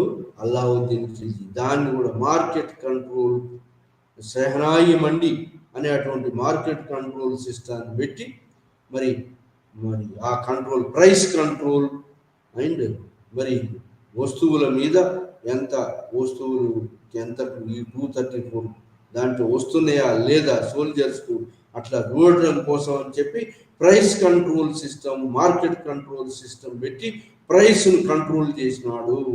ఆ విధంగా ప్రైసెస్ గూడ్స్ ఇష్టం ఉన్నట్టు కాకుండా ప్రైసెస్ కంట్రోల్లో పెట్టి లో శాలరీ తోటి మరి అందరూ పబ్లిక్ మరి ప్రైవేటు గవర్నమెంట్ అఫీషియల్స్ జీవనానికి సరిపోయేటట్టుగా ప్రైస్ కంట్రోల్ మార్కెట్ కంట్రోల్ సిస్టాన్ని పెట్టాడు అల్లావుద్దీన్ ఖిల్జీ. దాంట్లో కూడా సక్సెస్ అయినాడు. మరి దాని తర్వాత ఈ వచ్చినటువంటి వాడు ఎవరు? ఈ యొక్క మహమ్మద్ బిన్ తుగ్లక్. గియాసుద్దీన్ తుగ్లక్ వచ్చినాడు, కొంత మోడిఫికేషన్ చేసినాడు. కానీ మహమ్మద్ బిన్ తుగ్లక్ వచ్చిన తర్వాత ఇతను కూడా దివానీ ఏరియాలో ఏది గంగా యమున దోబ్లో half of the tax Alauddin Khilji లాగా హాఫ్ ఆఫ్ ది ఈల్డింగ్ ట్యాక్స్ను ఖరజ్ను వసూలు చేయటం మొదలుపెట్టాడు. కానీ ఆ మహమ్మద్ బిన్ తుగ్లక్ కాలంలో పరిస్థితులు అనుకూలించలేదు, కాలం అనుకూలించలేదు. అతని కాలంలో కరువు కాటకాలు వచ్చినాయి. కాబట్టి ఈ యొక్క ఏరియాలో గంగా యమున దోబ్లో ఈ హాఫ్ ఆఫ్ ది ఈల్డింగ్ ట్యాక్స్గా వసూలు చేస్తే అక్కడ ఉన్న రైతులందరూ కూడా ఏం చేసినారంటే పీజెంట్స్ అందరూ కూడా ఆ ల్యాండ్స్ను వదిలిపెట్టిపోయినారు, ఫాలో ల్యాండ్స్గా మారినాయి. ఆ విధంగా అన్సక్సెస్ఫుల్గా సక్సెస్ కాలేదు మహమ్మద్ బిన్ తుగ్లక్. దాంతో ఈ మంచి ఫెర్టైల్ ల్యాండ్స్ అన్ని కూడా రైతులు వదిలిపెట్టిపోయినారు. ఎక్కువ tax half of the tax అంటే ఎక్కువ ట్యాక్స్. కరువు కాటకాలు వచ్చినప్పుడు కూడా రిమిషన్ ఏం లేకుండే. మొట్టమొదటిసారి ఈ మహమ్మద్ బిన్ తుగ్లక్ ఎప్పుడైతే కరువు కాటకాలు వచ్చి ఈ ల్యాండ్ మొత్తం రైతులు వదిలిపెట్టిపోయినారో అప్పుడు మళ్ళీ అందరు రైతులు ఈ దోబ్ ఏరియాలో గంగా యమున దోబ్ ఏరియాలో మళ్ళీ వచ్చి సెటిల్ అయ్యి మళ్ళీ వ్యవసాయాన్ని యోగ్యంగా మార్చడానికి తక్కావి లోన్స్ అని పెట్టాడు. ఎవరు? మహమ్మద్ బిన్ తుగ్లక్. మొట్టమొదటిసారి ఢిల్లీ సుల్తాన్ల కాలంలో తక్కావి గవర్నమెంట్ లోన్స్ ఏటికి క్యాటిల్స్ ఇవ్వడానికి, క్యాటిల్స్ కొనుక్కోవడానికి, లేదా మరి ఈ ప్యాడ్ మరి గింజలు కొనుక్కోవడానికి, మిగతా ఎరువులు మిగతా కొనుక్కోవడానికి ఖర్చుల కోసం తక్కావి లోన్స్ అని గవర్నమెంట్ లోన్స్ ప్రవేశపెట్టినటువంటి మొట్టమొదటి సుల్తాన్ మహమ్మద్ బిన్ తుగ్లక్. ఎన్ని ప్రయత్నాలు చేసినా కూడా అతను సక్సెస్ఫుల్ కాలేదు. ఎవరు? మహమ్మద్ బిన్ తుగ్లక్ కాలంలో మరి దోబ్ ఏరియా కరువు కాటకాలతోటి ఇది నిండిపోయి ఈ ల్యాండ్స్ అన్ని ఫాలో ల్యాండ్స్గా అగ్రికల్చర్ ప్రొడక్షన్ ఈల్డింగ్ తగ్గిపోయింది, కరువు కాటకాలు వచ్చినాయి. కానీ తక్కావి లోన్స్ కూడా పునరుద్ధరించాలని చూశాడు, కానీ అవి కాలేదు. సో ఈ విధంగా మరి ఫెయిల్యూర్ అయినాడు ఎవరు? ఈ యొక్క మహమ్మద్ బిన్ తుగ్లక్. మరి అదే కాకుండా మహమ్మద్ బిన్ తుగ్లక్ అయితే ఇల్తుమిష్ కాలంలో మొట్టమొదటిసారి కరెన్సీని ఇష్యూ చేసినాడు. మరి అదే కరెన్సీ అల్లావుద్దీన్ కరెన్సీ ఏంటంటే ఢిల్లీ సుల్తాన్లు గోల్డ్ కాయిన్స్, మరి తర్వాత ఈ సిల్వర్ కాయిన్స్, మరి కాపర్ కాయిన్స్, 3 కాయిన్స్ ఇంట్రడ్యూస్ చేసినారు. దాంట్లో కాపర్ సిల్వర్ కలిపినారు కాబట్టి దాన్ని బులియన్ అన్నారు. సో ఆ విధంగా gold coins, copper coins, silver coins, మరి కాపర్ కాయిన్స్ను 3 కాయిన్స్ సిస్టమ్ని ఇల్తుమిష్ కాలంలో ప్రవేశపెడితే అల్లావుద్దీన్ ఖిల్జీ కాలంలో కూడా మరి ఈ కాయిన్ సిస్టమ్ ఉంది. గోల్డ్ కాయిన్స్ ఏది నార్మల్ సర్క్యులేషన్ కాదు. మరి ఈ నార్మల్ సర్క్యులేషన్కి ఏంటంటే సిల్వర్ కాయిన్స్ ఉండేది. సిల్వర్ కాయిన్స్ ఏమంటారు, తన్ఖా, సాలరీ. ఇంకా అది కాకుండా జితాల్. జితాల్ అంటే ఈ సిల్వర్ ప్లస్ కాపర్ కలిసినటువంటి దాన్ని జితాల్ అంటారు. సో ఆ విధంగా ఈ కరెన్సీ సిస్టాన్ని ఇంట్రడ్యూస్ చేసినారు. మరి కరెన్సీ సిస్టాన్ని ఇంట్రడ్యూస్ చేస్తే మహమ్మద్ బిన్ తుగ్లక్ వచ్చే వరకు ఈ కరెన్సీ సిస్టాన్ని ఏం చేసినాడు, మహమ్మద్ బిన్ తుగ్లక్ టోకెన్ కరెన్సీని పెట్టాడు. మొత్తం కాపర్ కరెన్సీని పెట్టాడు. కాపర్ కరెన్సీని పెట్టి మరి ఈ కాపర్ కరెన్సీని మిగతా వాళ్ళు కూడా, మరి మిగతా భూస్వాములు లేదా మిగతా మర్చెంట్స్ కూడా కాపర్ కరెన్సీని మింట్ చేయటం. రిస్ట్రిక్షన్ పెట్టలేదు, ఓన్లీ గవర్నమెంట్ చేయాలి, మిగతా వాళ్ళు చేయకూడదని రిస్ట్రిక్షన్ పెట్టలేదు ఎవరు, మహమ్మద్ బిన్ తుగ్లక్. సో దాంతో ఎక్కడ పడితే అక్కడ మింటింగ్ సిస్టమ్ వచ్చి కాపర్ కరెన్సీని మింట్ చేయటము, దానికి వాల్యూ లేకుండా పోయింది. సో దాంతో మళ్ళీ మహమ్మద్ బిన్ తుగ్లక్ ఎప్పుడైతే దాన్ని టోకెన్ కరెన్సీ అంటారు. అంటే కరెన్సీ వాల్యూ తక్కువ ఉంటుంది, దాని మరి ఫేస్ వాల్యూ ఎక్కువ ఉంటుంది, దాన్నే టోకెన్ కరెన్సీ అంటే. టోకెన్ కరెన్సీని ఆ కాలంలో మరి కుబ్లై ఖాన్ పెట్టాడు. వెస్ట్ ఏషియాలో కుబ్లై ఖాన్, మరి చైనాలో కూడా సక్సెస్ అయింది. కానీ మహమ్మద్ బిన్ తుగ్లక్ మరి సక్సెస్ చేయలేకపోయినాడు. దాంతో ఫెయిల్యూర్, ఎక్కడ పడితే అక్కడ కాపర్ కాయిన్స్ రావడంతో మళ్ళీ కాపర్ కాయిన్స్ను తీసుకొని సిల్వర్ కాయిన్స్ని ఇచ్చాడు. దాంతో ఖజానా అంతా ఖాళీ అయింది. ఇది ఈ మహమ్మద్ బిన్ తుగ్లక్ రెవెన్యూ ఇది కాయిన్ సిస్టంలో ఫెయిల్యూర్ అయిండు. ఇది టోకెన్ కరెన్సీ సిస్టంలో ఫెయిల్యూర్ అయింది.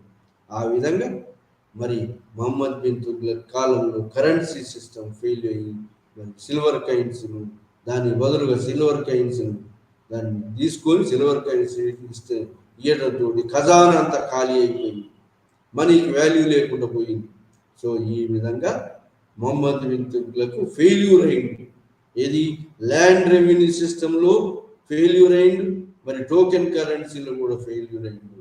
ఆ తర్వాత ఫిరోజ్ షా తుగ్లక్ మరి పీరియడ్ వచ్చింది. ఫిరోజ్ షా తుగ్లక్ కాలంలో ఏం చేసినాడు, అతను ఎక్కువగా జాగీర్లు ఇచ్చాడు వాళ్ళకి.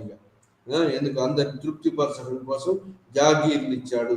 ఈ జాగీర్ల అడ్మినిస్ట్రేషన్ ఎట్లా ఉంటుందంటే హైయెస్ట్ బిడ్డర్స్కు ఎవరైతే ఎక్కువ పేమెంట్ చేస్తారో వాళ్లకు ఈ యొక్క జాగీర్లు రెవెన్యూ అసైన్మెంట్స్ ఇవ్వటం జరిగింది. ఆ విధంగా ఇంటర్మీడియట్స్ వచ్చి ఈ జాగీర్ ఏరియాలో, ఇజ్రా ఏరియాలో మరి పబ్లిక్ ఎంతో ఈతి బాధలు అనుభవించాల్సి వచ్చింది. అది ట్రాన్స్ఫరబుల్ అయినప్పటికీ మరి హెరిడిటరీగా ఇంట్రడ్యూస్ చేసినాడు ఎవరు, ఫిరోజ్ షా తుగ్లక్. రాను రాను వీళ్ళను సాటిస్ఫై చేయడంతో, ఇక్తాదారులను సాటిస్ఫై చేయడంతో హెరిడిటరీ సిస్టమ్ వారసత్వ సిస్టమ్ వచ్చింది.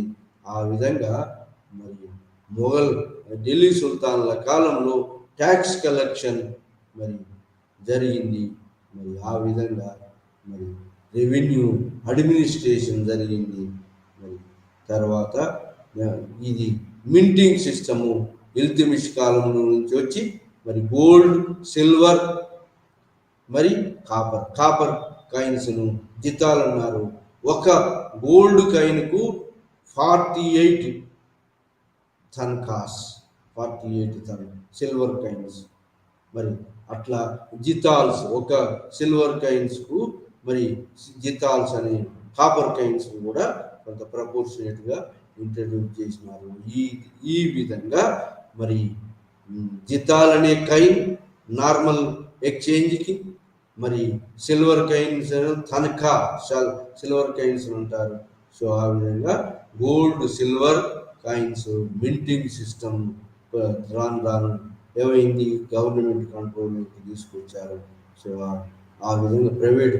సో ఈ విధంగా ఢిల్లీ సుల్తాన్ కాలంలో ల్యాండ్ రెవెన్యూ ట్యాక్స్ అంతకుముందు ఇది హిందూ రాజుల కాలంలో ల్యాండ్ రెవెన్యూ ట్యాక్స్ ఎంత ఉండేదంటే 1/6 ఉండేది. 100కి 100లో 6వ భాగం 1/6, అంటే 100 అనుకుంటే మరి అందులో 6వ భాగం మాత్రమే వసూలు చేసేవాళ్ళు. కానీ అల్లావుద్దీన్ ఢిల్లీ సుల్తాన్ల కాలంలో 1/3 నుంచి ఆఫ్ ట్యాక్స్గా, ప్రొడక్షన్ ట్యాక్స్గా వసూలు చేశారు. కాబట్టి ఎక్కువగా ఉండేది ఏది ఢిల్లీ సుల్తాన్ల కాలంలో ఎక్కువగా ఉన్నది. అది మళ్ళీ మహమ్మద్ బిన్ తుగ్లక్ కాలంలో ఇంకా ఎక్కువైంది. సో కానీ దాని తర్వాత ఫిరోజ్ షా తుగ్లక్ కాలంలో మళ్ళీ కొంత తగ్గించాడు. సో ఈ విధంగా మరి ల్యాండ్ రెవెన్యూ సిస్టము, మరి కరెన్సీ సిస్టము, మరి 3 కైన్స్ ఏది గోల్డ్ కైన్స్, మరి సిల్వర్ కైన్స్, తనఖా, జితాల్, కాపర్ కైన్స్ ఈ యొక్క ఢిల్లీ సుల్తాన్ల కాలంలో చలామణిలో ఉండేది. సో దాని తర్వాత టోకెన్ కరెన్సీ ఇంట్రడ్యూస్ చేసి ఫెయిల్ అయినాడు మహమ్మద్ బిన్ తుగ్లక్. సో ఇది land revenue system during the Delhi sultanate పీరియడ్లో ఉండేది. మొత్తం ఖరజ్ ఈ ట్యాక్స్ కన్నా ఇంకా ఉండేది చెరాయ్, క్యాటిల్ ట్యాక్స్ ఉండేది, హౌస్ ట్యాక్స్ ఉండేది, ప్రొఫెషనల్ ట్యాక్స్ ఉండేది, సో కస్టమ్స్ ట్యాక్స్ ఉండేది. ఇవన్నీ ఎన్నో రకాల ట్యాక్సులు మరి ఢిల్లీ సుల్తాన్ల కాలంలో వచ్చినాయి. ఆ విధంగా మరి ఢిల్లీ సుల్తాన్ల కాలం వసూలు చేసేవాళ్ళు, ట్యాక్స్ కలెక్షన్ వసూలు చేసేవాళ్ళు ఎవరంటే హయ్యర్ ఆఫీసర్స్, హై లెవెల్లో ఉన్నటువంటి వాళ్ళు మరి ముస్లిమ్స్ ఉన్నారు.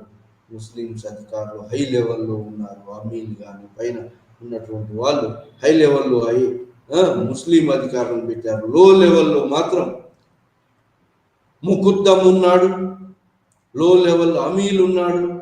మరి ఆ తర్వాత ముకుద్దం కాకుండా విలేజ్ హెడ్ కాకుండా కరణం కూడా ఇది మెయింటైన్ చేస్తుంది. విలేజ్ రెవెన్యూ రికార్డ్స్ మెయింటైన్ చేసి ఎంత ఈల్డింగ్ వస్తుంది, ఎంతెంత పంట వస్తుంది అనేది ఈ విధంగా మరి ఢిల్లీ సుల్తాన్ల కాలంలో కరణం అనేవాడు లోయెస్ట్ విలేజ్ లెవెల్ నుంచి, ఒకడు ముకుద్దం అనేవాడు లా అండ్ ఆర్డర్ను చూసేటువంటి వాడు, ఇంకోటి కరణం అనే వాడు ల్యాండ్ రెవెన్యూ కలెక్షన్ చేసేటువంటి వాడు. వీళ్లకు ఏం చేసినారంటే వీళ్ళు వసూలు చేసేటువంటి యొక్క మరి వసూలు చేసినందుకు ముకుద్దం కొంత పర్సెంటేజ్ పోయేది. ముకుద్దం మరి పైన ఉన్నటువంటి వాళ్ళు ఈ పటువారికి తోడ్పడే వాళ్ళు ఇది కలెక్షన్, కాబట్టి అతని కొంత పర్సెంటేజ్ పోయేది. పటువారి కూడా ఈ లోయర్ లెవెల్ అధికారులు ఎవరైతుందో వాళ్ళ యొక్క ల్యాండ్స్ మీద, ల్యాండ్ రెవెన్యూ, ల్యాండ్ ఈల్డింగ్ మీద వచ్చేటువంటి ట్యాక్స్ని ఎగ్జెంప్షన్ చేసినారు. ఎవరికి? ఈ కలెక్షన్ ఆఫీసర్స్ మీద. ఎవరైతే ల్యాండ్ రెవెన్యూ కలెక్ట్ చేస్తారో వాళ్ళు సొంత ల్యాండ్స్ను, సొంత క్యాటిల్ను, సొంత హౌజెస్ మీద ట్యాక్స్ ఎగ్జెంప్షన్ చేసినారు. ఇంకా కొంత పర్సెంటేజ్ కూడా ట్యాక్స్ కలెక్షన్లో కొంత పర్సెంటేజ్ ఇచ్చారు. ఈ విధంగా ల్యాండ్ రెవెన్యూ కలెక్షన్ ఢిల్లీ సుల్తాన్ల కాలంలో చలామణి జరిగింది. మరి మొఘల్స్ కాలంలో ఎట్లా జరిగింది? ఇప్పుడు మనం మొఘల్స్ గురించి చదువుతాం. మొఘల్స్ కాలంలో మొట్టమొదటిసారి ల్యాండ్ రెవెన్యూ సిస్టాన్ని మరి బాగా అంత అడ్మినిస్ట్రేటివ్ సిస్టాన్ని మొత్తం కూడా రీఆర్గనైజ్ చేసినటువంటి వాడు అక్బర్. సో అక్బర్ కాలంలో అడ్మినిస్ట్రేటివ్ సిస్టాన్ని మొత్తం రీఆర్గనైజ్ చేసినాడు. అక్బర్ కాలంలో మొత్తం మొఘల్ ఎంపైర్ మొత్తం సుబాలుగా విభజించాడు. సుబా హెడ్ సుబేదార్, అది కాకుండా సుబేదారు మరి 4 అధికారాలు ఉంటాయి సుబేదార్కు. ఏది? ఈ సూపర్వైజర్ పవర్ సెంట్రల్లో ఉంటాడు. ఎవడు? Vakeel and Wazir, Vakeel central level. తర్వాత మీర్ బక్షి అనేటువంటి వాడు సెంట్రల్ లెవెల్లో ఉండేటువంటి ఆఫీసర్. అయితే ఇది కాకుండా దివానీ కోల్ అనేటువంటి యొక్క సెంట్రల్ లెవెల్లో ఉన్న revenue collection officer. Revenue collection ఇది మొఘల్ పీరియడ్లో రెవెన్యూ కలెక్షన్ మొఘల్ పీరియడ్లో కూడా మరి ఢిల్లీ సుల్తాన్ లాగానే వీళ్ళు కూడా హాఫ్ ఆఫ్ ది ట్యాక్స్ను 1/3 నుంచి హాఫ్ ఆఫ్ ది ట్యాక్స్ను వసూలు చేశారు. ఈ విధంగా మరి మొఘల్స్ ఏమి ఇంట్రడ్యూస్ చేసినారంటే యాన్యువల్ అసెస్మెంట్ చేసినారు. ఢిల్లీ సుల్తాన్ల కాలంలో కూడా యాన్యువల్ అసెస్మెంట్ కూడా ఉండేది. మరి తర్వాత బిడ్డింగ్ సిస్టమ్ కూడా ఉంది. జాగీర్దారి ఏరియాలో బిడ్డింగ్ సిస్టమ్ ఉండేది. మరి ఇది ఈ యొక్క ఈ డైరెక్ట్గా ఉన్నటువంటి ఏరియాలో ఈ ఈ ఖరజ్ అనేది మరి రెవెన్యూ అధికారులతో యాన్యువల్గా వసూలు చేసేది. కానీ మొఘళ్ళ కాలంలో యాన్యువల్ అసెస్మెంట్ రెండుగా విభజించారు, ఖరీఫ్ సీజన్ అని, రబీ సీజన్ అని.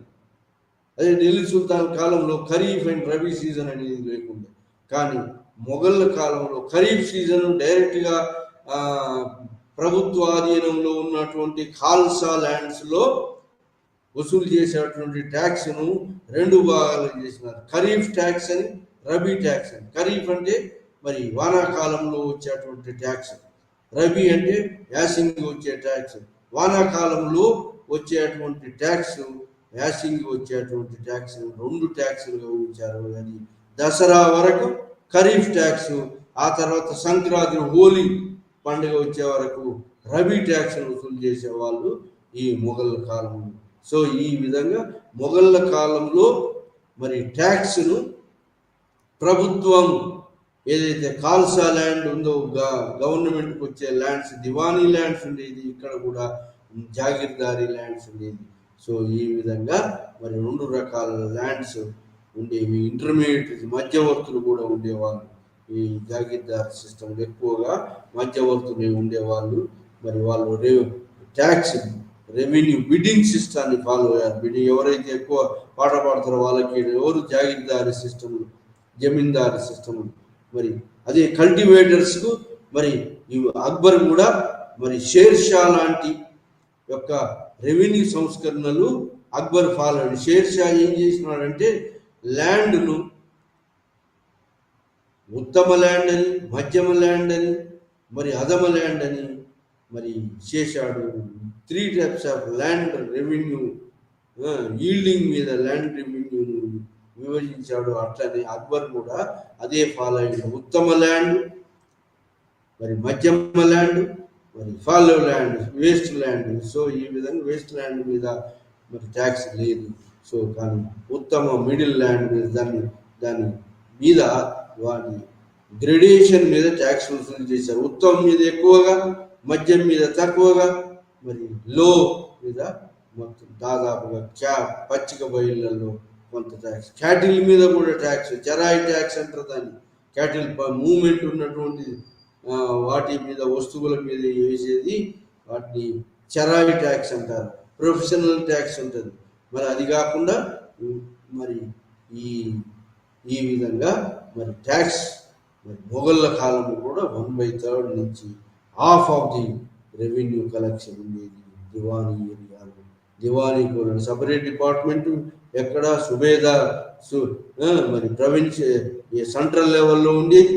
మరి ప్రొవిన్షియల్ లెవెల్లో సుబేదార్ ఉండేడు. సుబేదార్ కాకుండా దివానీ అనేవాడు ఉండేవాడు. అక్కడ అతను మరి రెవెన్యూ కలెక్షన్ చూసేవాడు. ఈ విధంగా రెవెన్యూ కలెక్షన్ చేసేది కరోరి అనేవాడు. రెవెన్యూ మొట్టమొదటిసారి ఈ మొఘళ్ళ కాలంలో కరోరి అనేవాడు ట్యాక్స్ అసెస్మెంట్ చేసి కలెక్షన్ చేసేవాడు ఆఫీసర్ ఏమంటే కరోరి అని. అయితే మరి విలేజ్ లెవెల్లో మాత్రం ఈ మొఘల్స్ కూడా రెవెన్యూ సిస్టాన్ని, రెవెన్యూ అధికారులను మార్చలేదు. ఏది లోయెస్ట్ యూనిట్ హిందూ పీరియడ్లో ఉన్నటువంటి యొక్క అధికారులనే ఉంచారు, వాళ్ళతోటి రెవెన్యూ కలెక్షన్ చేయించారు. హయ్యర్ లెవెల్లో మాత్రం రెవెన్యూ అధికారులను మరి కూడా మార్చారు. అడ్మినిస్ట్రేటివ్ అధికారులను మార్చారు, రెవెన్యూ అధికారులను మార్చారు.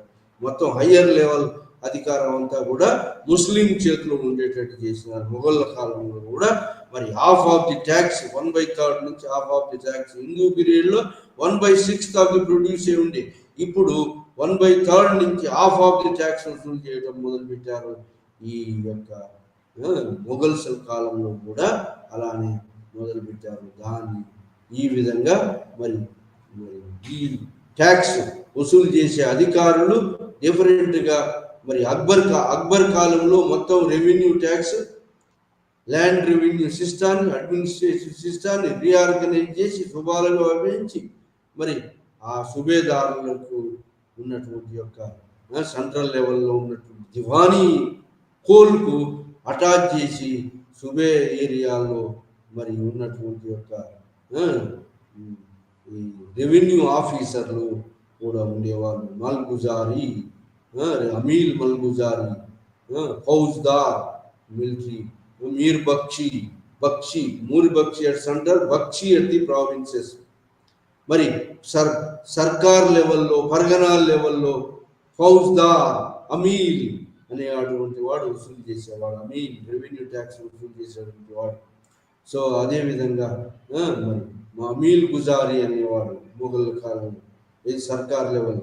మరి పరగనా లెవెల్లో అమీల్ ఉండేవాడు. సో ఈ విధంగా ట్యాక్స్ కలెక్షన్, మరి ట్యాక్స్ వసూలు చేసేటువంటి వాడు ఎవడయ్యా అంటే కరోరి అనేవాడు. కరోరి అనేవాడు మొట్టమొదటిగా మొత్తం రెండింటికి ఉండేవాడు మొఘళ్ళ కాలంలో. దాని తర్వాత ట్యాక్స్ కలెక్షన్ చేసేవాడు కరోరి అనే వాడిని సపరేట్ చేశాడు. అమీన్ అనేవాడిని ఇంకొని పెట్టారు.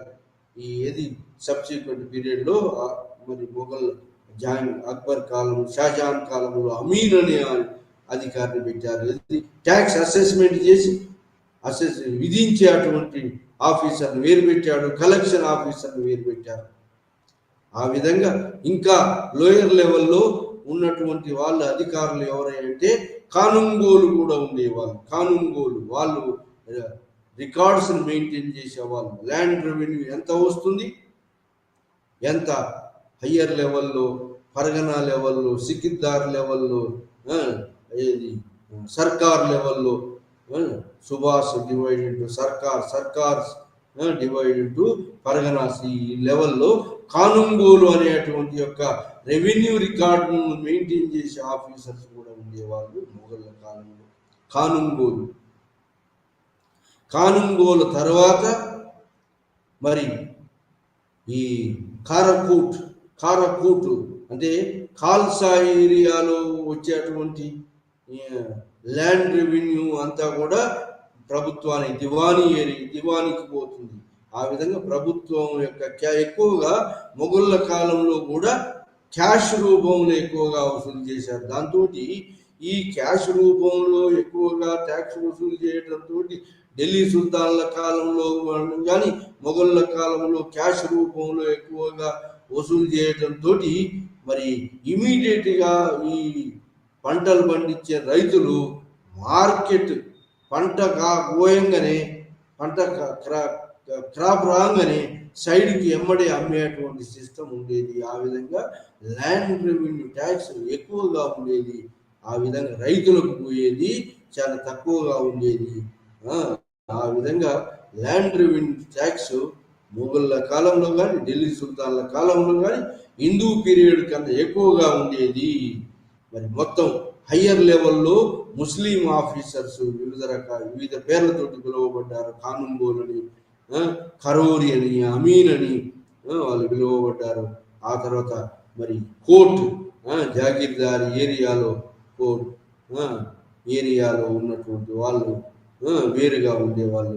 సో ఆ విధంగా మరి రెవెన్యూ ట్యాక్స్ అనేది కోర్ట్ అని, మరి కోర్ట్ అని, తర్వాత ఖాల్సా ల్యాండ్లో ఖరజ్ మరి క్యాటిల్ మీద ట్యాక్స్, చెరాయ్ అని, మరి అట్లనే మరి హౌస్ ట్యాక్స్, ప్రొఫెషనల్ ట్యాక్స్, ఇవన్నీ కూడా పన్నులు వసూలు చేయడానికి వివిధ లెవెల్లో మరి ముస్లిం అధికారులు కాకుండా లోయెస్ట్ లెవెల్లో, మరి ఈ మొఘళ్ళ కాలంలో కూడా లోయెస్ట్ లెవెల్లో ఎవరున్నారంటే ముకుద్దం అనేవాడు ఉన్నాడు. లోయెస్ట్ లెవెల్ ల్యాండ్ ఆర్డర్ను చూసేది కాకుండా పట్వారికి ల్యాండ్ రెవెన్యూ రికార్డ్స్ కానుంగోలు చేస్తారు మిడిల్గా.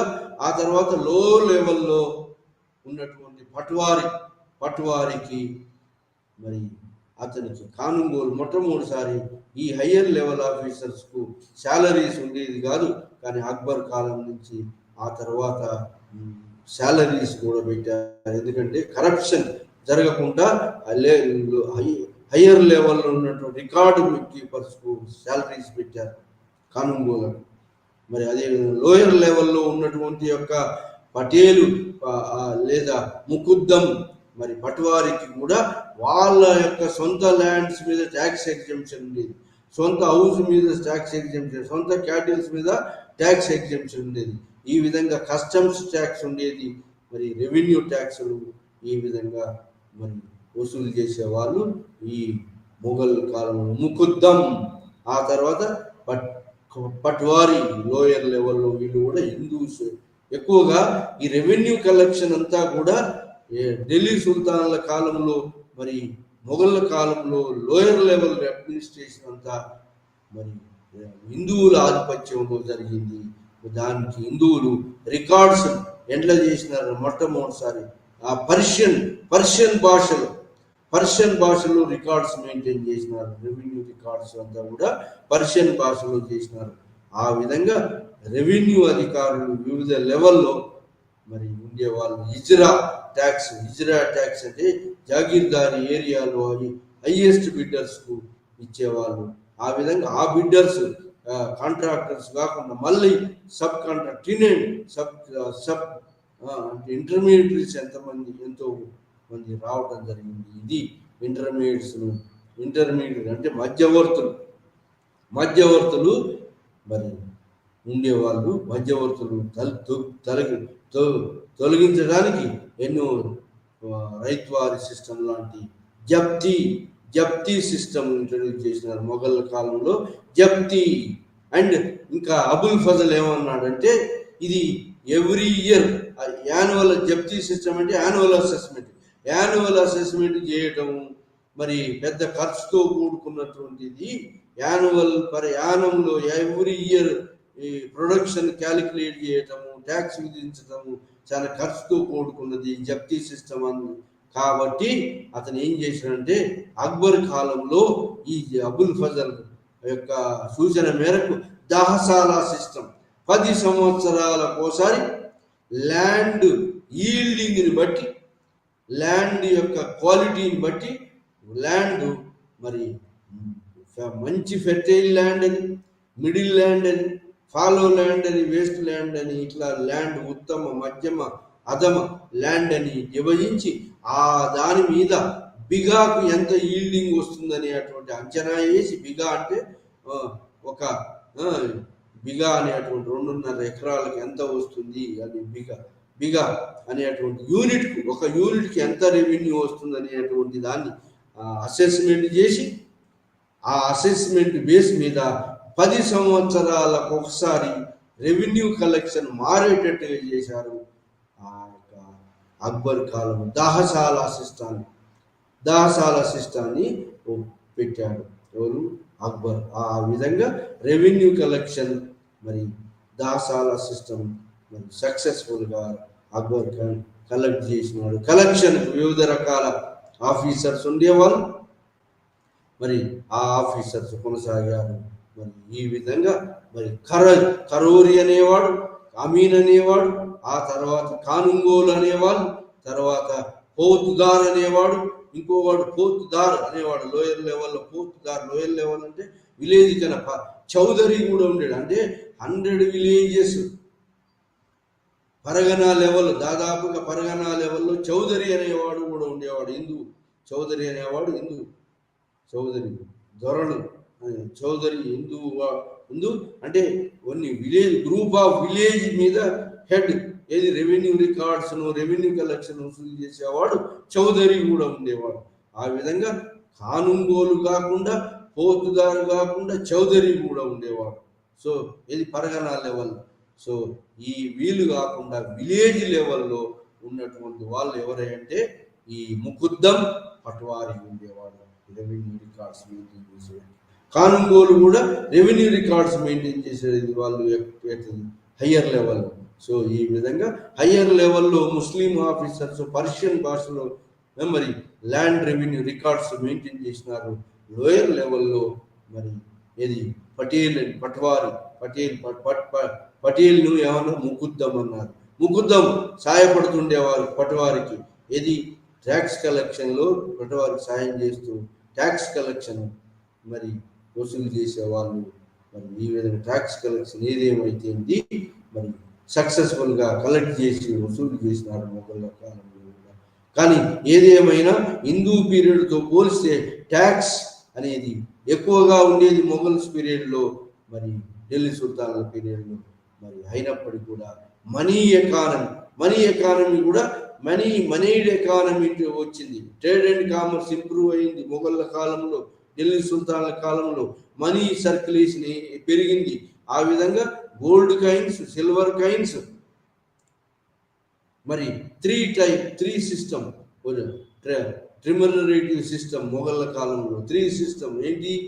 గోల్డ్ కాయిన్స్, సిల్వర్ కాయిన్స్, మరి కాపర్ కాయిన్స్ను దామ్ అన్నారు. దామ్ మొఘళ్ళ కాలంలో ఉన్న కాపర్ కాయిన్స్ దామ్ అంటారు. సో ఆ విధంగా మరి గోల్డ్ కాయిన్స్, మరి గోల్డ్ కాయిన్, సిల్వర్ కాయిన్స్ మరి మొఘళ్ళ కాలంలో ఢిల్లీ కుతుబ్ షాహీ కాలంలో, కుతుబ్ షాహీస్ దక్కన్లో ఔన్స్ అని పిలిచారు. ఔన్స్ అని పిలిచారు. ఆ విధంగా సిల్వర్ కాయిన్స్ కుతుబ్ షాహీ కాలంలో, బీజాపూర్ కాలంలో, దక్కన్లో వివిధ పేర్లతో పిలిచారు. ట్యాక్స్ కలెక్షన్ కూడా ప్రాంతం టు ప్రాంతానికి వేరుగా ఉండేది. బాగా ఈల్డింగ్ వచ్చే ప్లేస్లో ఎక్కువగా ఉండేది, ఈల్డింగ్ తక్కువ వచ్చే కాలం ఏరియాలో తక్కువగా ఉండేది. సో ఆ విధంగా ప్లేస్ టు ప్లేస్ వ్యారీడ్ ట్యాక్స్లు ఉండేది. అది మరి మొఘళ్ళ కాలంలో మింటింగ్ సిస్టమ్ కూడా అక్బర్ కాలంలో మరి గోల్డ్ కాయిన్స్, సిల్వర్ కాయిన్స్, మరి కాపర్ కాయిన్స్ లేదా copper mix with mix copper silver mix bullion అనేది, లేదా మరి ఇదైనా దామ్స్ అనేవాళ్ళు. ఇంకా లోయర్ లెవెల్లో కూడా కైన్స్ చలామణిలో ఉండేది. ఆ విధంగా మరి మొఘళ్ళ కాలంలో మనీడ్ సిస్టమ్ వచ్చింది. మనీటైజేషన్, మరి ట్రేడ్ అండ్ కామర్స్ బాగా ఉచ్చ స్థితిలో ఉంది. మరి వీళ్ళు కూడా ఈ trade and commercial people banking వ్యవస్థగా వసూలు చేసి మింటింగ్ స్టేషన్స్ మొఘళ్ళ కాలంలో మొత్తం కరెన్సీని కూడా స్టేటే చేయాలి. కరెన్సీ మింటింగ్ గవర్నమెంట్ ఆధీనంలో ఉండేది. మరి ఎవరైనా మరి ప్రైవేట్ మింటర్స్ ఇంకా ఏముండేదంటే మింటింగ్ సిస్టంలో కూడా నయా కాయిన్స్ అని, ఓల్డ్ కాయిన్స్ అనేది. నయా కాయిన్స్ అంటే దాంట్లో తరుగు ఉండదు. నయా కాయిన్స్, ఓల్డ్ కాయిన్స్ అంటే ఈ కాయిన్స్ మీద ఏముంది అంటే ముద్ర, రాజు యొక్క స్టాంప్ ఉండేది, రాజు యొక్క ఇయర్ ఆఫ్ ది మింటింగ్ ఉండేది. మరి మింటింగ్ డిపార్ట్మెంట్ అంతా కూడా గవర్నమెంట్ ఆధీనంలో ఉండేది. ఆ విధంగా గోల్డ్ కాయిన్స్ మింట్ చేసేది, సిల్వర్ కాయిన్స్ మింట్ చేసేది, కాపర్ కాయిన్స్ మింట్ చేసేది. మింటింగ్ సిస్టమ్ అంతా కూడా గవర్నమెంట్ ఆధీనంలో వివిధ రకాలైనటువంటి యొక్క అధికారులు ఆ యొక్క మింటింగ్ డిపార్ట్మెంట్ మీద డిపార్ట్మెంట్ హెడ్ ఉండేవాడు. వివిధ రకాలైనటువంటి వాళ్ళు కొంతమంది వేయి దాన్ని ఇది తూకం వేసేవాళ్ళు, కొంతమంది స్టాంప్ వేసేవాళ్ళు, మరి కొంతమంది సో ఇలా మరి ఈ స్టాంప్ వేసేవాళ్ళు, ఇయర్ ముద్రించేవాళ్ళు, మరి వేయి చేసేవాళ్ళు. మరి కొంతమంది ఓల్డ్ కాయిన్సా, న్యూ కాయిన్స్ అయితే ఏం తరువు ఉండదు. కానీ ఓల్డ్ కాయిన్స్ అయితే ఇయర్ కింద ఒక ఇయర్కి అయితే డిడక్షన్ పెద్దగా ఉండదు. 2 సంవత్సరాలు అయితే డిడక్షన్ ఉంటుంది, దాని వాల్యూలో డిడక్షన్ ఉంటుంది. సో ఆ వాల్యూలో డిడక్షన్ 2 సంవత్సరాలకు ఎక్కువైతే ఇంకా ఎక్కువ డిడక్షన్, ఆ 5% డిడక్షన్, ఇట్లా 2% deduction. Value money economy old అయినా కొద్ది డిడక్షన్ ఎక్కువ అవుతుంది. ఎందుకంటే లాస్ ఆఫ్ ది వెయిట్, మరి value loss of the weight అవుతుందని, లేదా మరి దాని యొక్క మన్నిక తగ్గిపోతుందని. సో ఆ విధంగా డిడక్షన్ సిస్టమ్ కూడా ఉండేది మొఘళ్ళ కాలంలో. మరి మింటింగ్ సిస్టమ్స్ గవర్నమెంట్ డిపార్ట్మెంట్లో ఉండే. ప్రైవేట్ వాళ్ళు కూడా ఓల్డ్ కాయిన్స్ తీసుకపోతే వాళ్ళు 5.6% ట్యాక్స్ మింటింగ్ కాస్ట్ తీసుకొని ఆ ఓల్డ్ కాయిన్స్ను మళ్ళీ మెల్ట్ చేసి న్యూ కాయిన్స్గా ఇచ్చేవాళ్ళు ఇది మొఘళ్ళ కాలంలో. సో ఆ విధంగా మనం ఏమైనా కాయిన్స్ ప్రైవేట్ వాళ్ళు కాయిన్స్ తీసుకుపోయినా మరి ఆ కాయిన్స్ను మెల్ట్ చేసి న్యూ కైన్స్ని క్రియేట్ చేసి ఇచ్చేవాళ్ళు. లేదా కస్టమ్స్ బయటి దేశాల నుంచి వచ్చినటువంటి కైన్స్కు సమానంగా ఇక్కడ ఇండియాలో ఉన్నటువంటి ఈ కాలం మన మింటింగ్ సిస్టమ్ ఈ బయటి కైన్స్ తీసుకొని లోకల్ కైన్స్ మనకి ఇచ్చేవాళ్ళు. ఆ విధంగా మింటింగ్ సిస్టాన్ని అంతా కూడా మొఘళ్ళ కాలంలో మింటింగ్ డిపార్ట్మెంట్ ఉండేది. దాని కరెన్సీ సిస్టమ్ గోల్డ్ కరెన్సీ, మరి సిల్వర్ కరెన్సీని ఏమన్నారంటే వాళ్ళు మొఘళ్ళ కాలంలో రూపియా అన్నారు. ఆ తర్వాత మరి సిల్వర్ కైన్స్ కాకుండా కాపర్ కైన్స్ దామ్ అన్నారు.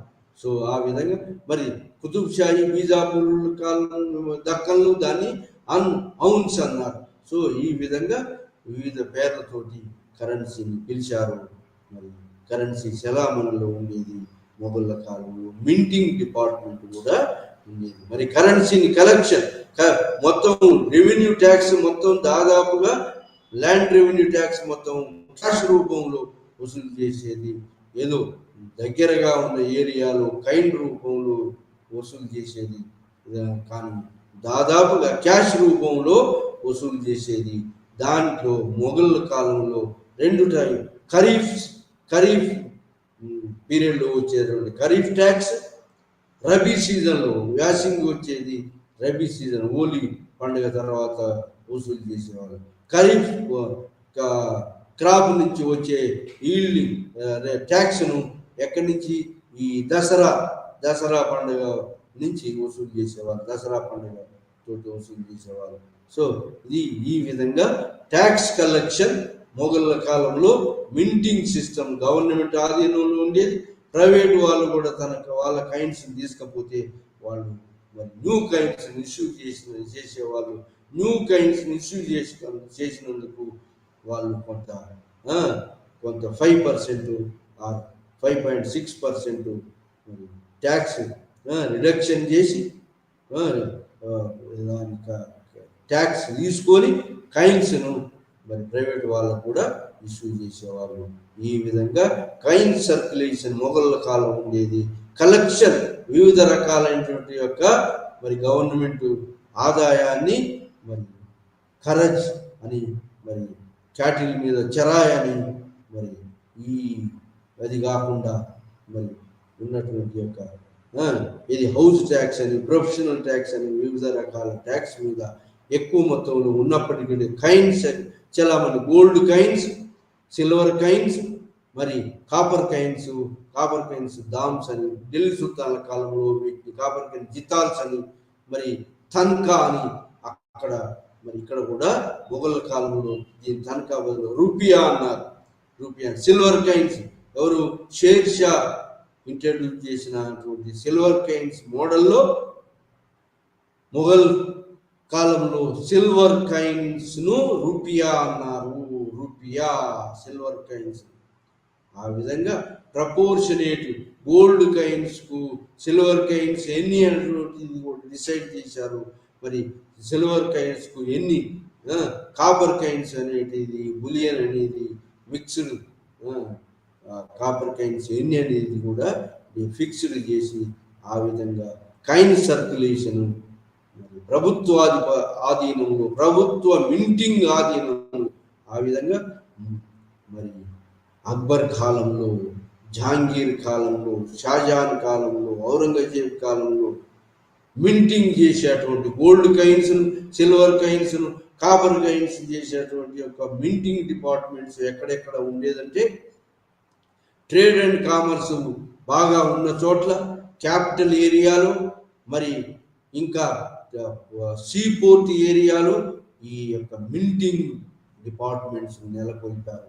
ఈ మింటింగ్ డిపార్ట్మెంట్స్ కొంచెం కంప్లీట్గా గోల్డ్ కైన్స్ను మింటింగ్ చేసేటువంటి తక్కువగా ఉండేవి. తర్వాత సిల్వర్ కైన్స్ మింటింగ్ చేసే కొంచెం ఎక్కువగా ఉండేది. ఆ తర్వాత కాపర్ కైన్స్ చేసేటువంటి ఇంకా ఎక్కువగా ఉండేది. సో ఈ విధంగా అక్బర్ కాలంలో వచ్చినటువంటి మింటింగ్ సిస్టమ్, మరి మింటింగ్ స్టేషన్స్ జహాంగీర్, షాజహాన్ కాలంలో తగ్గినప్పటికీ ఔరంగజేబ్ కాలంలో మళ్ళీ పెరిగినాయి మింటింగ్ డిపార్ట్మెంట్స్, మింటింగ్ స్టేషన్స్. ఈ మింటింగ్ స్టేషన్స్ ఎక్కడ ఉంటాయంటే క్యాపిటల్ ఏరియాలో ట్రేడ్ అండ్ కామర్స్ ఎక్కువగా జరిగేటువంటి చోట్ల, సీ పోర్ట్ ఏరియాలో ఈ యొక్క చలామణిలో ఉండి బయట కరెన్సీని కూడా తీసుకొని ఈ లోకల్ కరెన్సీ ఇచ్చేటువంటి సిస్టమ్. ఈ లోకల్ కరెన్సీ మీద ఏమేమి ముద్రలు ఉండేదంటే ఇయర్ ఆఫ్ మింటింగ్ అనేది ఒకటి ఉండేది, లక్ష్మీ బొమ్మ ఒకటి ఉండేది, ఇంకా రాజు యొక్క చిహ్నం కూడా ఉండేది. రాజు ఏ రాజు కాలంలో ఇది ఇష్యూ చేసినారు అనేటువంటి రాజు చిహ్నం కూడా ఉండేది. ఇది ఈ విధంగా మింటింగ్ సిస్టము మెయింటైన్ చేసినారు గవర్నమెంట్ ఆధీనంలో. మరి ట్యాక్స్ కలెక్షన్, మరి గవర్నమెంట్ డైరెక్ట్ ఖాల్సా ఏరియాలో డైరెక్ట్ ట్యాక్స్ వసూలు చేసి దాంట్లో కూడా మరి ఈల్డింగ్ని బట్టి, భూమి యొక్క ఈల్డింగ్ని బట్టి, సారాన్ని బట్టి ఉత్తమ ల్యాండ్ అని, మధ్యమ ల్యాండ్ అని, అధమ ల్యాండ్ అని విభజించి దాని యొక్క ఈల్డింగ్ని బట్టి మొట్టమొదటిసారి జప్తీ సిస్టమ్ అంటే యాన్యువల్ అసెస్మెంట్ సిస్టమ్. మరి ఆ తర్వాత యాన్యువల్ అసెస్మెంట్ చాలా కాస్ట్లీ అవుతుంది. ఎవ్రీ ఇయర్ ప్రొడక్షన్ క్యాలిక్యులేట్ చేయడం ఎంతోమంది గవర్నమెంట్ ఆఫీసర్స్ అవసరం అవుతుంది, వేస్ట్ ఖర్చు అవుతుందని ఇలా కాకుండా దహసాల సిస్టాన్ని ఇంట్రడ్యూస్ చేసినారు. 10 సంవత్సరాలకు ఒకసారి ల్యాండ్ రెవెన్యూ ట్యాక్స్ని ఎన్హాన్స్ చేయవచ్చు, పెంచుకోవచ్చు అనేటువంటి సిస్టాన్ని అప్పుడు 10 సంవత్సరాల కాలం ఒకే విధమైనటువంటి రెవెన్యూ ట్యాక్స్ ఉంటుంది. ఇది దివానీ ఏరియాలో. మరి ఈ జాగీర్దార్ ఏరియాలో జాగీర్దారు ఇజ్రా లాగా ల్యాండ్ రెవెన్యూను ఈ హైయెస్ట్ బిడ్డర్స్కు ఇచ్చి అతను ట్యాక్స్ వసూలు చేయడానికి ఏ విధంగా ఎంతోమంది ఇంటర్మీడియట్ మధ్యవర్తులు ఈ ల్యాండ్ను కల్టివేట్ చేసేవాళ్ళు. ఆ విధంగా హైయెస్ట్ రేటు వసూలు చేసేవాళ్ళు ఎవరు? జాగీర్దారులు, జమీందారులు. ఇది మరి అదే మరి ఈ యొక్క ప్రభుత్వాధీనంలో స్ట్రిక్ట్గా ఆఫీసర్స్ ఉండేవాళ్ళు. వివిధ లెవెల్లో ఆఫీసర్స్, ఎక్కడ సెంట్రల్ లెవెల్లో దివానీ కోల్ అనే డిపార్ట్మెంట్ ఉండేది. మరి ఆ తర్వాత ప్రొవిన్షియల్ లెవెల్లో మరి ఇంకా దివానీ అనే డిపార్ట్మెంట్ ఉండేది. ఆ తర్వాత వివిధ ట్రెజరీ ఇది ప్రొవిన్షియల్ లెవెల్లో ట్రెజరీ, సెంట్రల్ ట్రెజరీ ఉండేది, ప్రొవిన్షియల్ లెవెల్లో ట్రెజరీ ఉండేది, మరి సర్కార్ లెవెల్లో ట్రెజరీ ఉండేది, సర్కార్ లెవెల్లో మింటింగ్ డిపార్ట్మెంట్స్ ఉండేది, మరి సెంట్రల్ లెవెల్లో మింటింగ్ డిపార్ట్మెంట్స్ ఉండేది. గవర్నమెంట్ ఆధీనంలో పరగనా లెవెల్లో, సర్కార్ లెవెల్లో మింటింగ్ స్టేషన్స్ ఉండేవి. మరి విలేజ్ లెవెల్లో మింటింగ్ స్టేషన్స్ లేవు, కానీ మరి ట్రెజరీ ఆఫీసెస్ ఎక్కడ? పరగనా లెవెల్లో, సర్కార్ లెవెల్లో, మరి సుబే లెవెల్లో మింటింగ్ స్టేషన్స్ ఉండేది. ఆ విధంగా గోల్డ్ కైన్స్ మింట్ చేయడానికి వేరే లెవెల్లో ఉండేవాళ్ళు. సిల్వర్ కైన్స్ను, మరి కాపర్ కైన్స్ను, ఈ 3 రకాల కైన్స్ మింట్ చేసేది. కానీ ఇది అక్బర్ కాలంలో ఉన్నటువంటి యొక్క మింటింగ్ డిపార్ట్మెంట్స్ తగ్గిపోయి మళ్ళీ ఔరంగజేబు కాలంలో మింటింగ్ స్టేషన్స్ పెరిగిపోయినాయి. సో ఈ విధంగా ల్యాండ్ రెవెన్యూ ట్యాక్స్ ఢిల్లీ సుల్తాన్ల కాలంలో, మొఘళ్ళ కాలంలో పటిష్టంగా మరి ఎక్కువ ట్యాక్స్ను వసూలు చేశారు. హిందూ రాజుల కన్నా ఎక్కువ ట్యాక్స్ వసూలు చేశారు. ఈల్డ్ని బట్టి దాని యొక్క ట్యాక్స్ను వసూలు చేశారు. ల్యాండ్ రెవెన్యూ ట్యాక్స్ అంటే బ్రిటిష్ వాళ్ళు తప్పుగా అర్థం చేసుకున్నారు. ఇది రాజే అంత అధికారం, భూమి మీద అధికారి అని చెప్పి ల్యాండ్ రెవెన్యూ అంటే రాజు ల్యాండ్ సాయిల్ మీద ల్యాండ్ యొక్క ల్యాండ్ రాజుకే సర్వాధికారాలు ఉంటాయి కాబట్టి దాన్ని ట్యాక్స్ చేస్తుందని బ్రిటిష్ వాళ్ళు అనుకున్నారు. కానీ అలా కాదు. అధికారాలు పిజెంట్స్కే ఉంటాయి, రైతులకే ఉంటాయి. కానీ వాళ్ళు ప్రొడక్షన్ ఏదైతే చేస్తుండ్రో ఆ ప్రొడక్షన్ మీద ట్యాక్స్ వేశారు. అదేవిధంగా హౌజెస్ ఉంటే హౌస్ రెంట్ హౌజెస్ మీద వేశారు. అది క్యాటిల్స్ ఉంటే క్యాటిల్స్ మీద వేశారు. వృత్తులు ఉంటే వృత్తుల మీద కూడా ట్యాక్స్ వేశారు. ఈ విధంగా ట్యాక్స్ కలెక్షన్ మరి ఎక్కువగా ఉండేది. అయినప్పటికీ ఇంకా కరెన్సీ చలామణి ఇంతకుముందు హిందూ రాజుల కాలంలో లేనటువంటి కరెన్సీ చలామణి మరి ఈ యొక్క ఢిల్లీ సుల్తాన్ల కాలంలో, మొఘళ్ళ కాలంలో కరెన్సీ చలామణి విస్తరించి ట్రేడ్ అండ్ కామర్స్ ఉచ్చ స్థితికి వచ్చింది. ఆ విధంగా మరి land revenue tax, currency system, మరి వివిధ రకాలైనటువంటి ల్యాండ్ రెవెన్యూ ట్యాక్స్ ఈ దివానీ ఏరియాలో ఒక విధంగా ఉండేది. డైరెక్ట్గా మరి దివానీకి ప్రభుత్వ ఆధీనంలోకి పోయేది, తర్వాత జాగీర్దారీ ఏరియాలో జాగీర్లకు పోయేది. సో ఇలాంటి ల్యాండ్ రెవెన్యూ సిస్టాన్ని మరి ఢిల్లీ సుల్తాన్ల కాలంలో, మొఘళ్ళ కాలంలో, మరి కరెన్సీ సిస్టమ్ ఢిల్లీ సుల్తాన్ల కాలంలో, మరి మొఘళ్ళ కాలంలో ఇది మెయింటైన్ చేయటం జరిగింది. కాబట్టి ఇదంతా కూడా ల్యాండ్ రెవెన్యూ సిస్టమ్ కింద డిస్కస్ చేయటం జరిగింది.